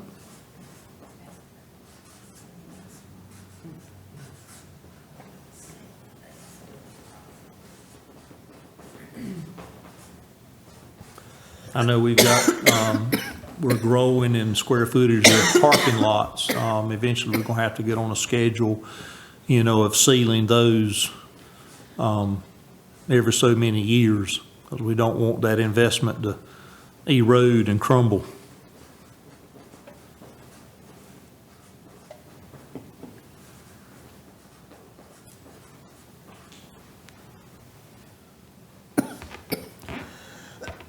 I think one thing that we're gonna need to look at, and I've asked, Jason's not here, but I've asked Jason to help identify, I know that the town currently does not own and operate roads. I want to get a better sense of the roads that are private roads and those that are state roads. I don't have a good sense of that, what that ratio is. Professionally, I do have a little bit of concern about the long-term needs of private roads, and I think if not today, tomorrow, in a couple of years, I think whether it's 10 years or what have you, roads are going to be an issue, and there are a lot of HOAs that are either inactive or maybe not as strong as they could be, and I think those residents are going to be coming to the town, and so I think that's something that being proactive, the town may want to take a look at. So I don't know if you've got a sense of how We many. don't want to get into road business. We need to avoid that at all I understand costs. the aversion for that, but I also understand, from a professional standpoint, I try to anticipate. It's my job to help you anticipate, needs and issues, and that's certainly one thing that I've got some questions about that I don't, I would like some more information about. So we have a particular area, it's called Bear Tree Run, that, And I'm familiar with that. and that cost our budget for the next 3 years to fix that. I understood, and my understanding is that our opportunity to fix that, well, first of all, most towns won't accept it, roads unless they're up to DOT standards. And that's certainly not DOT standard. It would be a hard sell to justify spending tax dollars to pay for a road that in other areas developers pay for, or the property owners pay for by the purchase of their development from the property. And if you do it for them, then You do other it- private Now- road residents will want it done for them as well. Now, when I was in a previous jurisdiction, there is a process where private road can be brought up to DOT standards, DOT take it over, and it be paid for through assessment. So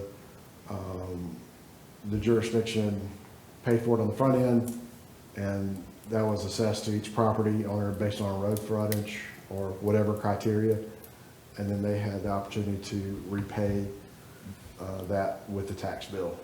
And it was a 4-year payback, and interest was charged as well as the statute allows. Not saying that would be applicable to, was it Bear Tree Run? Bear Tree Run, yeah. Because I think there's some utility issues that would prevent paving, is my understanding, but there are ways for a town to help facilitate paving, in that scenario. But anyway, that's just conversation, not saying we need to add that to the list. If you want to add it to the list, I'll add it to the list. But just for my own edification, I want to know a little bit more about it. In our charter now, if we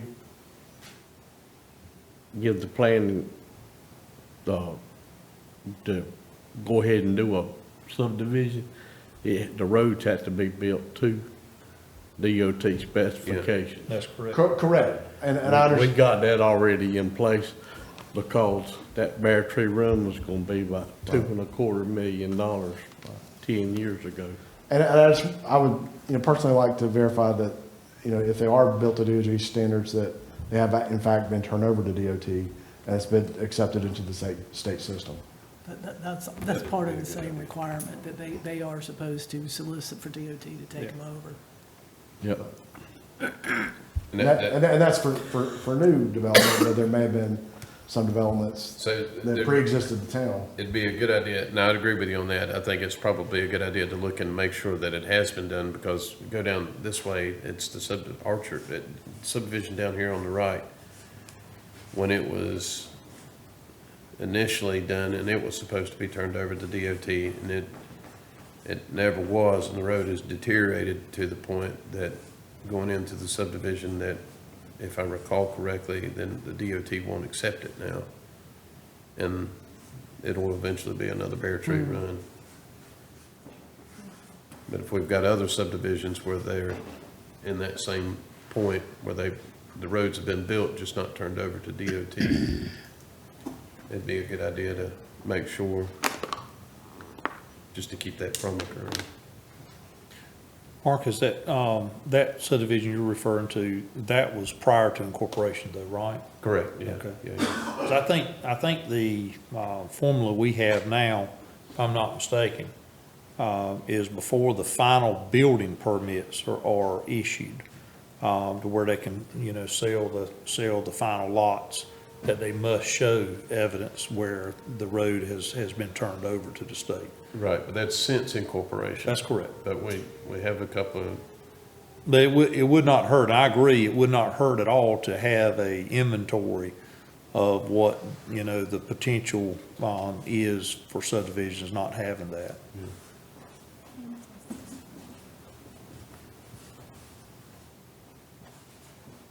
If I'm not mistaken, Echo Forest was another one that I think it is Echo Forest. was not built to. But the very next one, and I'm trying to think of the name, when you pass Echo Forest on the right, the very next subdivision on the right, I recently rode down it the other day to visit a friend of mine, and their roads have been recently paved within the last 12 months. A few months ago, it's Woodshire, The Woodshire, that's correct. How long ago was it? 2 or 3 months ago. 2 or 3 months, okay, well, he told me wrong, and he lives there, so he ought to know. But Woodshire, so that's an example right there that it does work, that if they are built up to DOT standards and they are turned over to the state, that the state does maintain them. And, but yeah, it looked great, it looked great. So another thing related, I believe this was discussed when the draft land use plan was presented. The planning board has talked about a transportation plan. I know the council has been very active in discussions about speed limit. This may be an appropriate place. Do you want to put a transportation plan on this as a potential priority? I have reached out to inquire to see if maybe one of the graduate programs could help us with a transportation plan. Had some initial communication that it may be an opportunity that maybe we could get some help, but that's not firmed up yet. So would you want a transportation plan potentially on that if we can't get some graduate student assistance? Yes? I think that's a good idea. Well, we have a kind of, I guess, a rudimentary idea of what we would like, but I guess I actually have an unofficial. Well, and Campo has their southeast plan. We've kind of fallen underneath that plan, and the best, one of the things that we're kind of ongoing right now is the speed limit discussion. Sure. To have that ability to have a voice in that. Again, echoing what Councilman Bruton said earlier, we've always been averse as a council ever since the beginning, really, road construction and roads, and it had always been suggested to us that Powell bill funds had strings attached. Wouldn't hurt to revisit that just for informational purposes, for clarification, but that's how we always understood it, Powell bill funds. And maybe it's off base, maybe the presenter at the time wasn't aware of some updates or I changes. mean, there are limitations on how you can use Powell bill funds. And Powell bill funds certainly will not fund 100% of the cost of street maintenance needs. So, but it may be beneficial to at least do a little research and bring additional information back to council. But right now, I think the only street that we own is what goes into the park, and which goes back to what I said earlier, having that on a capital improvement plan to periodically have that resealed and that type of thing, so we don't have that investment, crumbling in years to come. I'm not 100% sure what's the ideal, time frame to do that maintenance, but I do know that's reoccurring. Anything else that you would like to add to the list?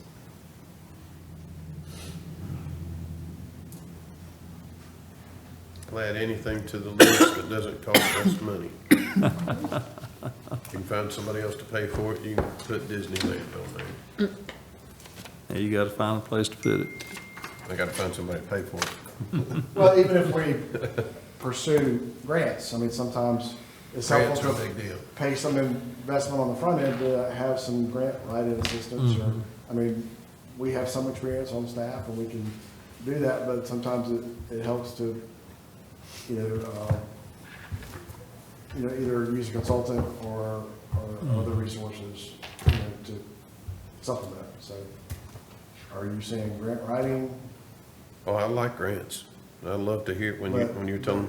But realizing there could be some, maybe investment on the front end that would have a return on investment with grants? Okay. And we talked about that at the last budget session, projects on the shelf, and we have certainly benefited from that strategy during incorporation.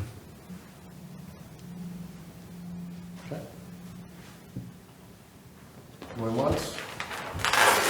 Twice?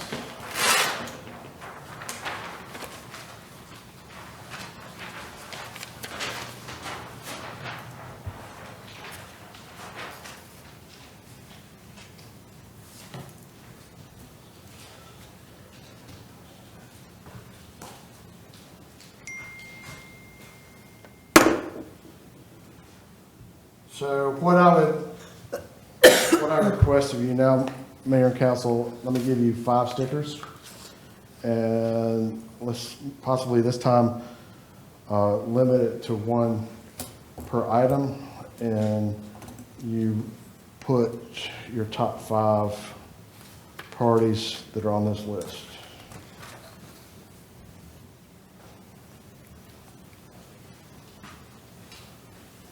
Thank you, sir.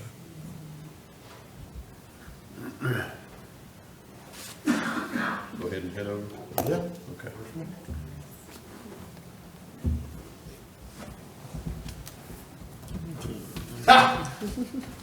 Extra stickers cost. And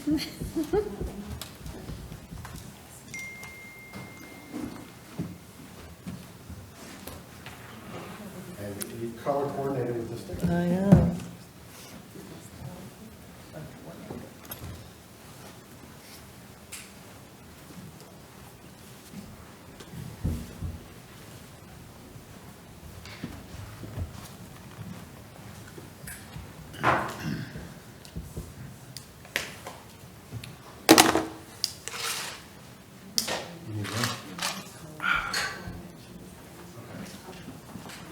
Can you go ahead and put these real quick?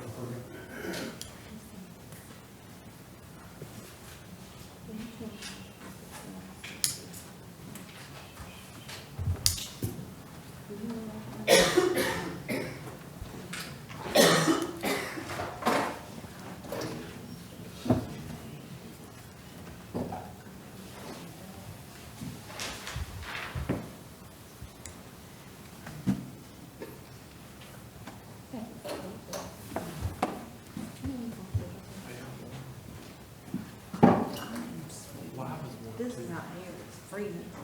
And I've got sweat.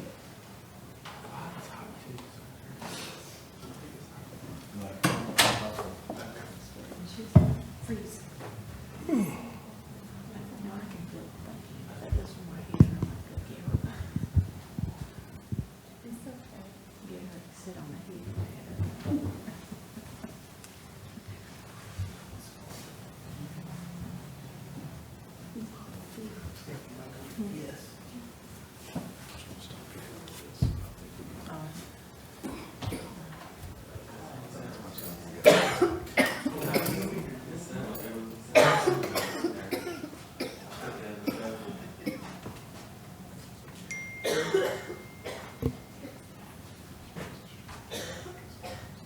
Sir?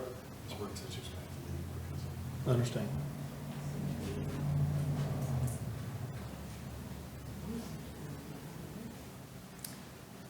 Dave, do you want me to go ahead and just pass these out so they can just have it in their hands? Yeah, please. Sounds good. And then we can, if they got any questions next time, we can, yeah.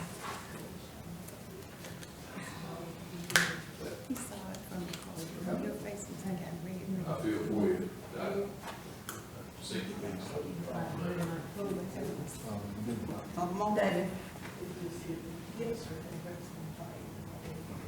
Give her that before she gets out the door. I think that was, one of them, we're handing this out, it's just one This is just a spreadsheet on what that's right. I'm passing out a spreadsheet on what the town has spent on the community center since incorporate. I'm passing out a spreadsheet on what the town has spent towards the community center since incorporation, as well as the Johnston County Little League for the last 3 years. And we are in the third year, so the figures for the third year will not be through until at the close of the fiscal year. So we were going to talk about it later, but it's just good information to have going forward. I'm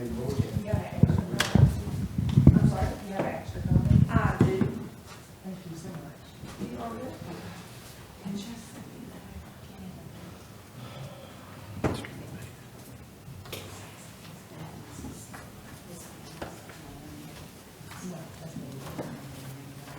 So is that off, she'll make a report tonight.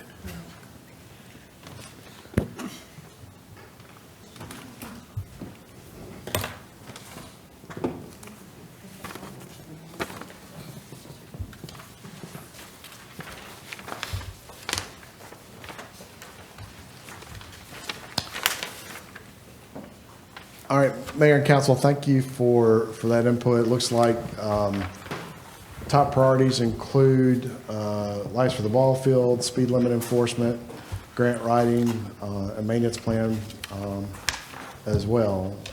Those are the top ones. We will tally those up and include those in the minutes. And again, certainly appreciate your input and feedback on this. I think we'll continue the conversation it would be my recommendation that we continue the conversation about future years after year 5 at a future work session or meeting and move on in the agenda if you're open to that. Mayor? Yes. Okay. So the next item 4B is development of a fund balance policy. We have mentioned that in the past couple of conversations. So a municipal fund balance policy is essential for ensuring long-term financial stability, providing a buffer against economic downturns and managing cash flow for unanticipated expenditures or for revenue shortfalls. Key reasons for a municipal fund balance policy include financial stability and risk mitigation, cash flow management, credit rating and financial health, budgetary control and planning, and standardization. A recommended policy should clearly state the target level of unassigned fund balance and provide a plan for replenishment if those levels are depleted. Sufficient fund balance available is essential for strong fiscal health and viability. North Carolina municipal fund balance policies typically require maintaining an unassigned general fund balance of at least 8%. Many North Carolina municipalities set higher targets, 15 to 35% range, to ensure cash flow and the other items I mentioned before. So the North Carolina Treasurer suggested local governing boards should develop a fund balance policy that requires the town to maintain a fund balance that is consistent with their peers. So a 30% fund balance for Cary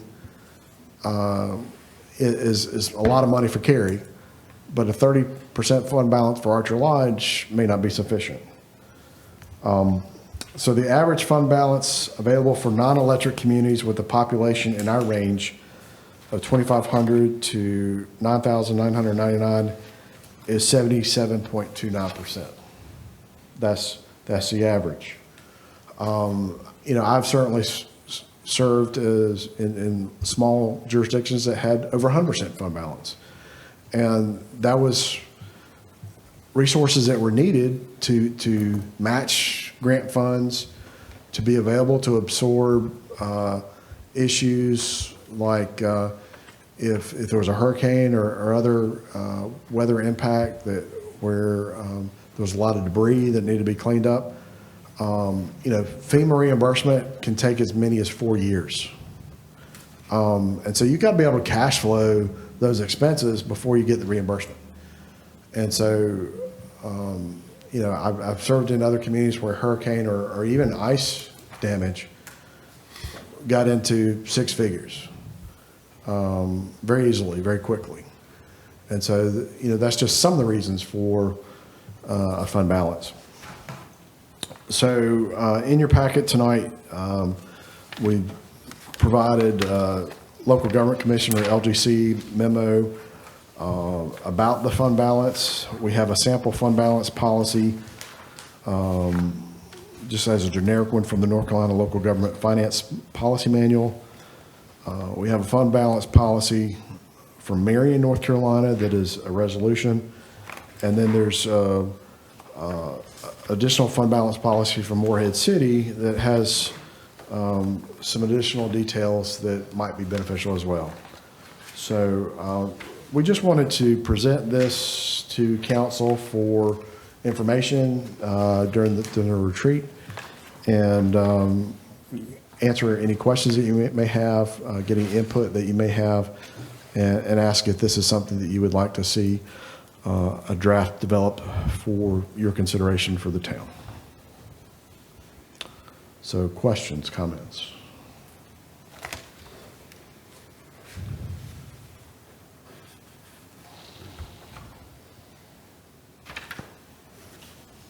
Now that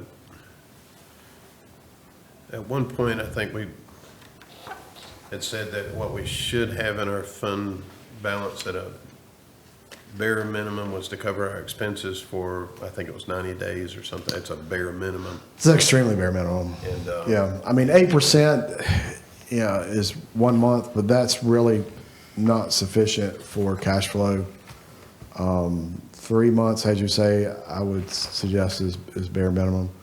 And our fund balance right now, help me out, Kim, do you recall from the, I'm sorry to put you on the spot.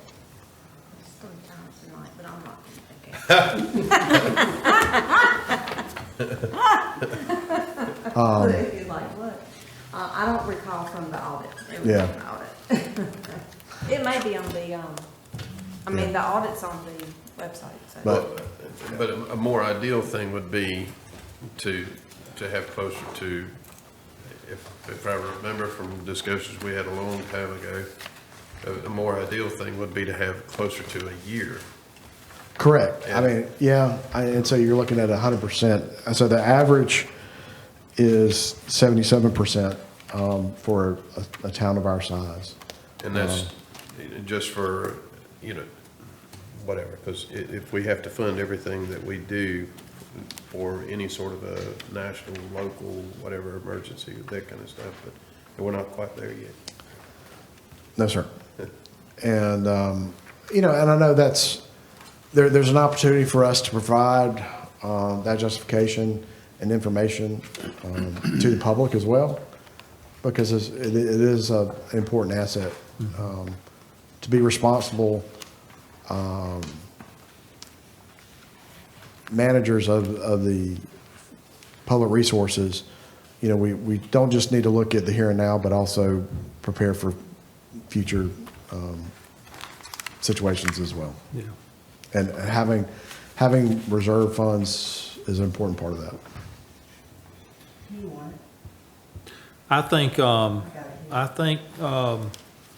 you know, having that goal, having a plan in how you build it, build that over time. I mean, obviously, you can't just snap your fingers and Sure. build it, right? And, but to have a goal, to have that plan, setting aside, X, you know, per year to where you can get to that. I have to say, I'm with Councilman Jackson. A year, I think, you know, would be a great goal.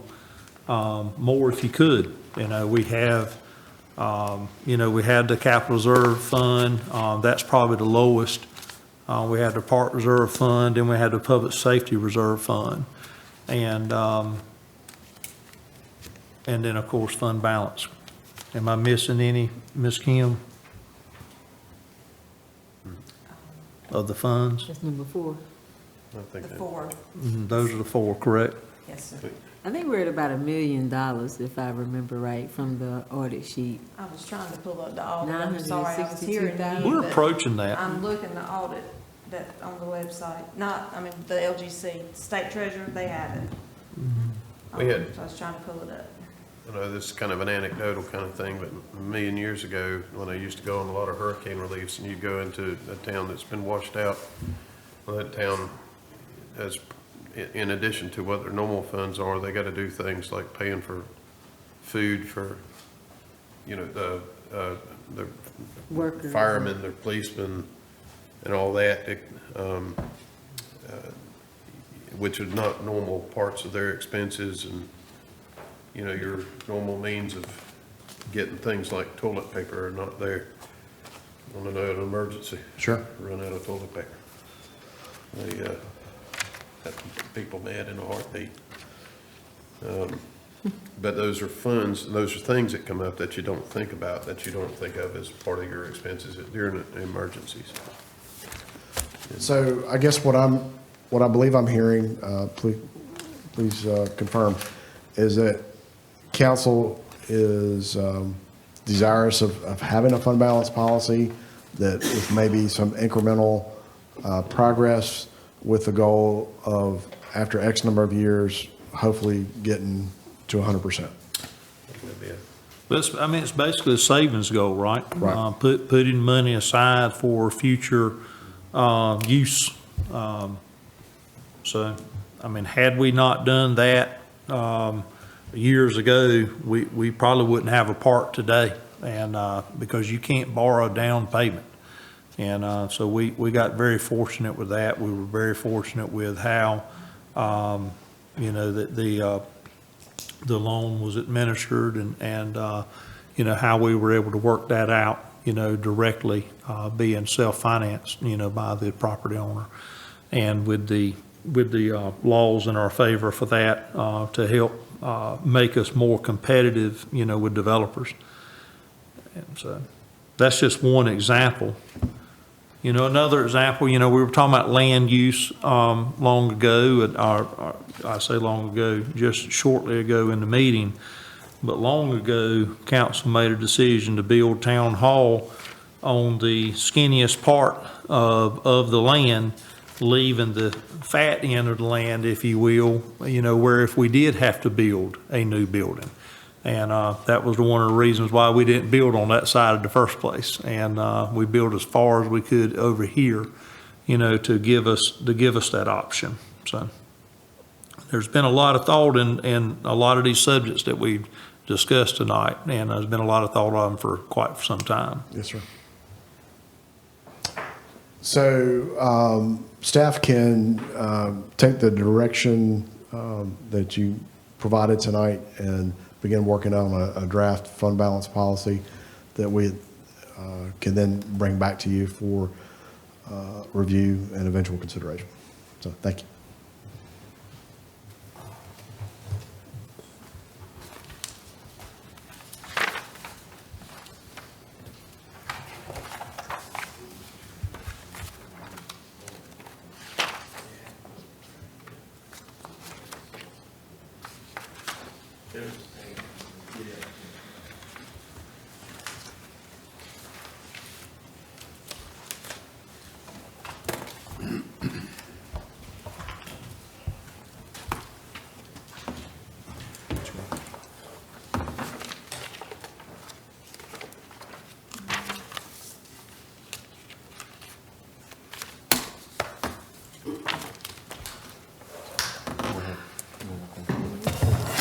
Okay, Mayor and Council, Ms. Kim, thank you very much. Sorry to put you on the spot. But she found that, so we currently have a fund balance of 54%.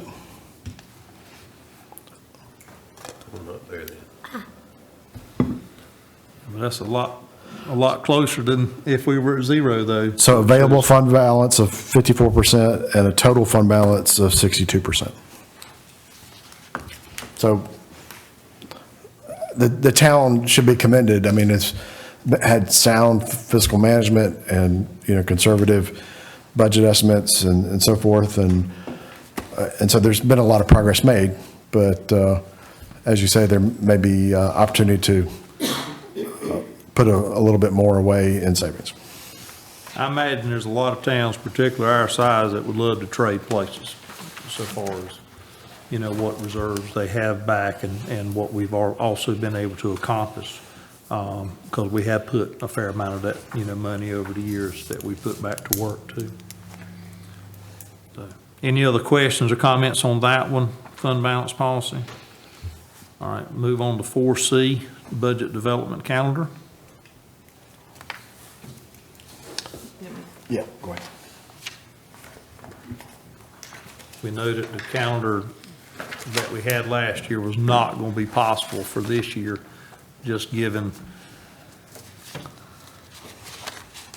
the time that we had in replacing the administrator, budget officer role.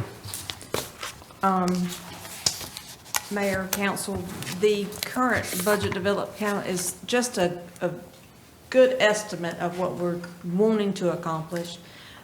Sometimes we do have to add or additional meetings the closer we get to the June 30th deadline. But basically, as you can see here, we have already had our 2 retreats that are the first 2 on the list, and the next one will be we'll go back to regular council meetings where we'll start doing some budget discussions there.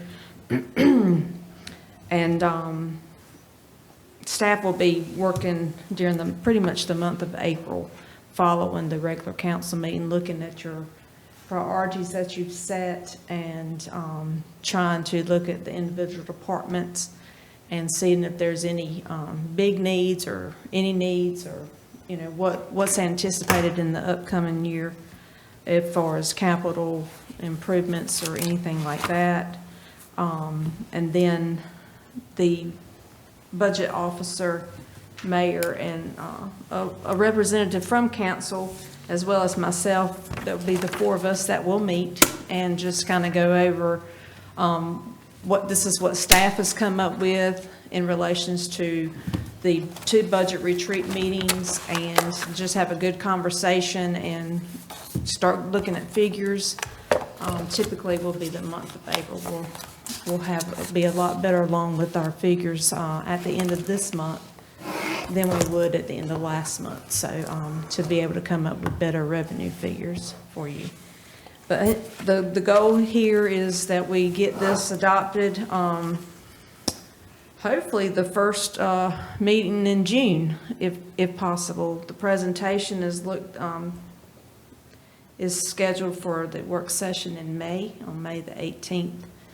And with the public hearing could be, you know, on this sheet, it's scheduled for the first regular meeting in June. We can do the public hearing that night, you can adopt it that night, you can have additional questions. But it looks like sometimes, from what happened last year, we don't want to have the public hearing on the same night that we adopt the budget. So it looks as though that we may be using that June 15th date that is here as a work session as being another budget and possibly budget adoption. So. A big part of last year's calendar, I think, really worked well, and that was the goal of all of council, was to have separation between the public hearing and the adoption.